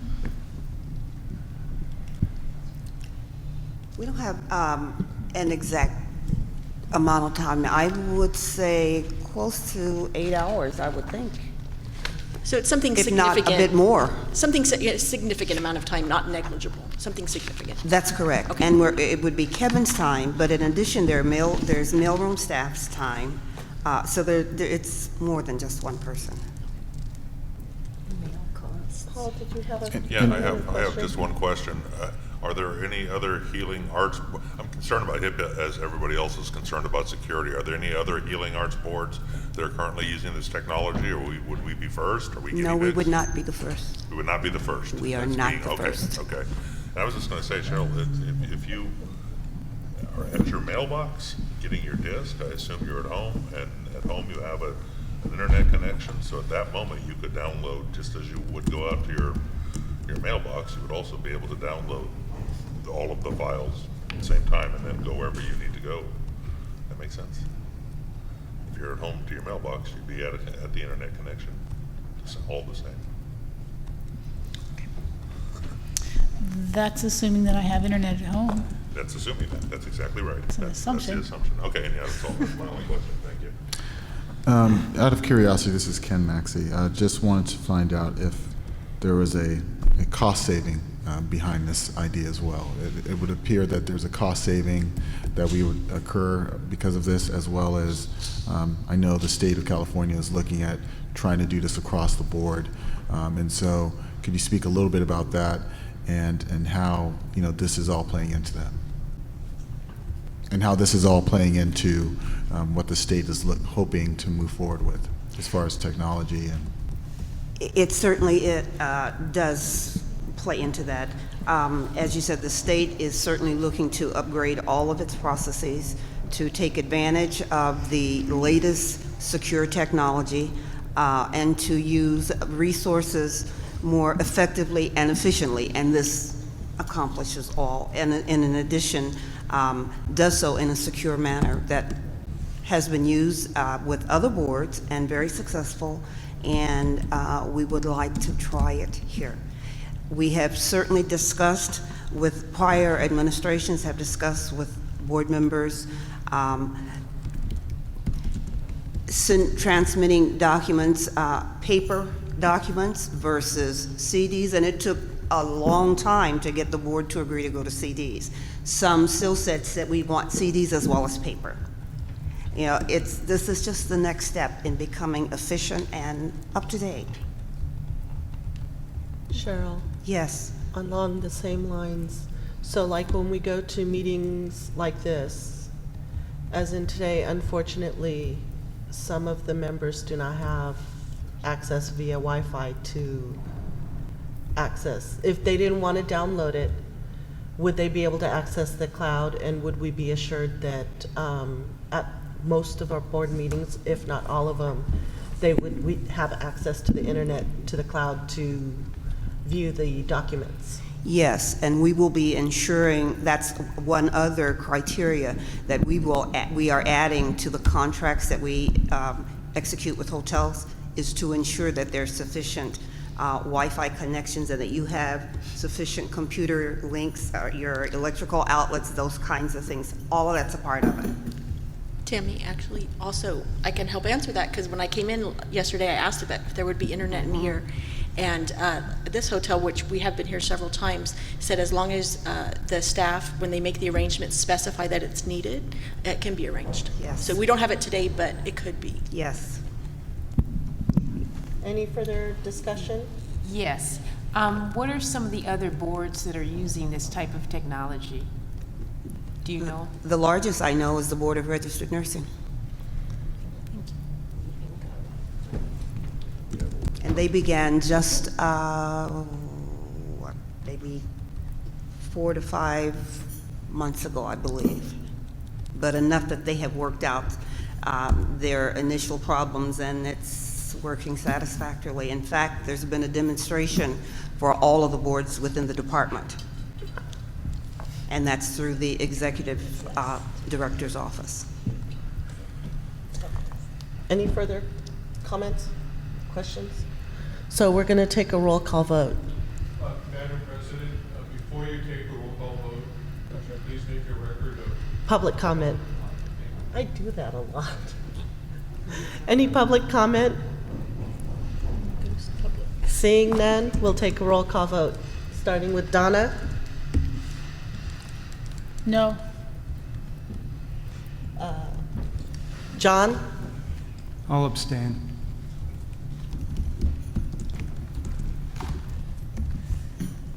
Paul?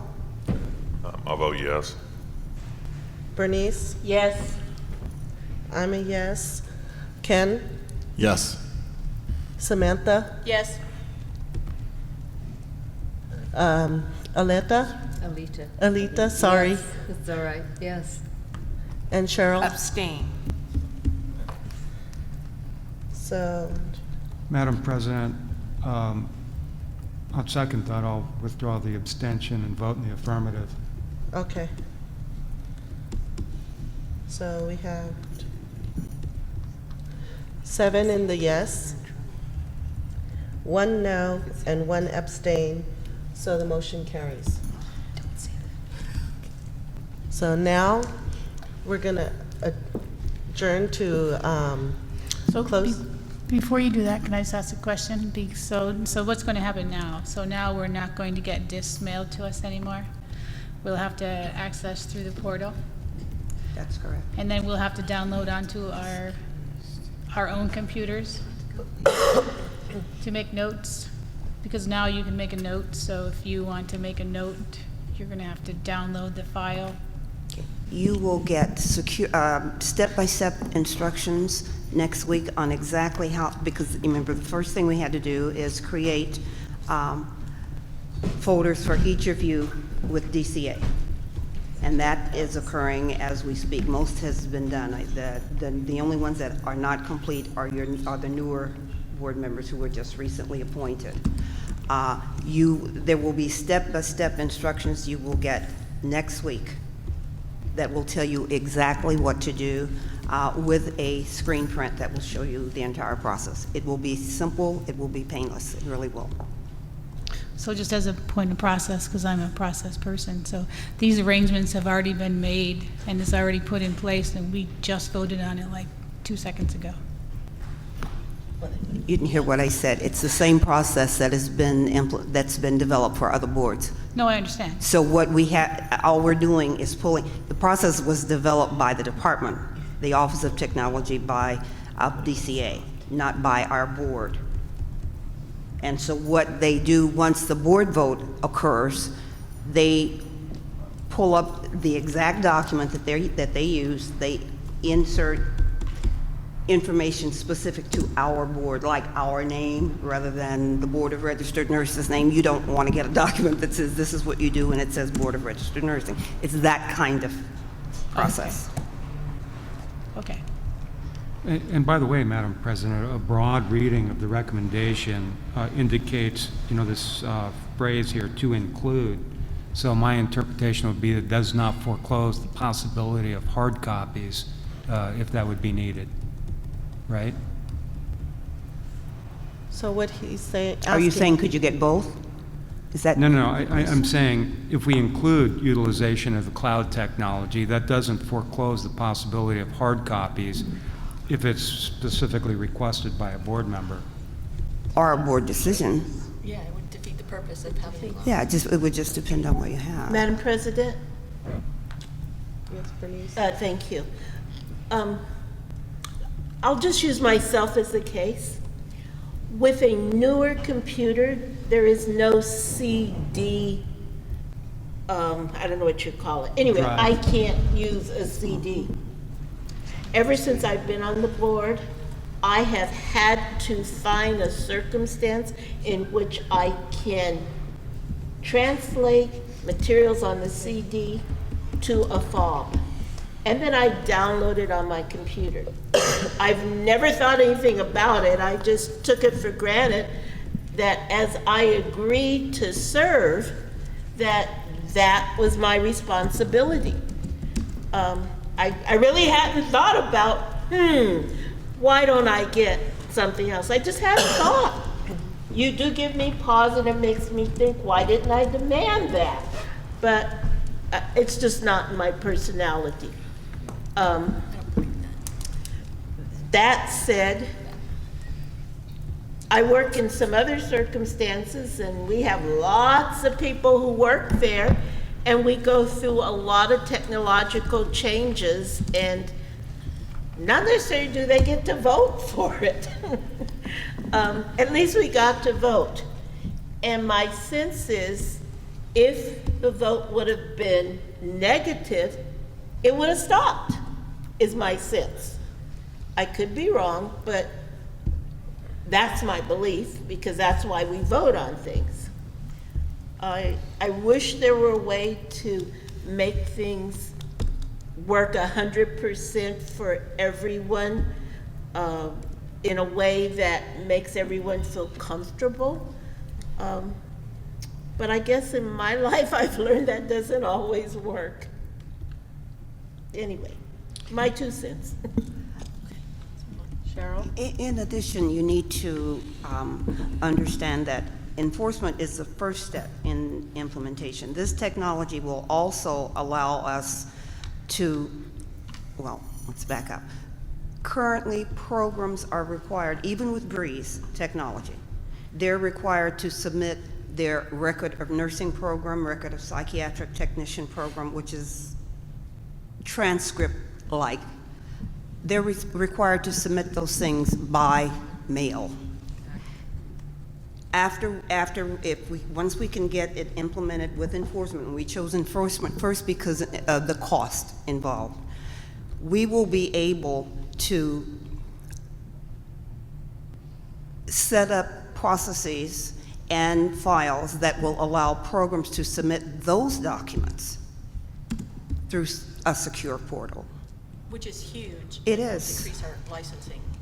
It really, really is. When you look at the number of programs that are involved, there's a cost not only to the program, but the cost to the board in terms of receipt, in terms of time stamping, in terms of the mail person opening and receiving the mail, in terms of setting up folders. There's so much involved that this will replace. It will truly, truly help. So I can only respond to what I was presented with. What I was presented with here today was a recommendation to change the way that mail ballots and everything is delivered to us for review. That's what was presented. I wasn't presented with any of the background stuff that's being presented now. I can only respond to, at a blanket thing, it did not seem like it was well, not that it didn't seem like, it seemed to me that perhaps the thought that you would have to have internet connection hadn't been considered, and that was what came to me first, was, okay, this sounds good, but why are we doing this, and do you have to have internet? So I think,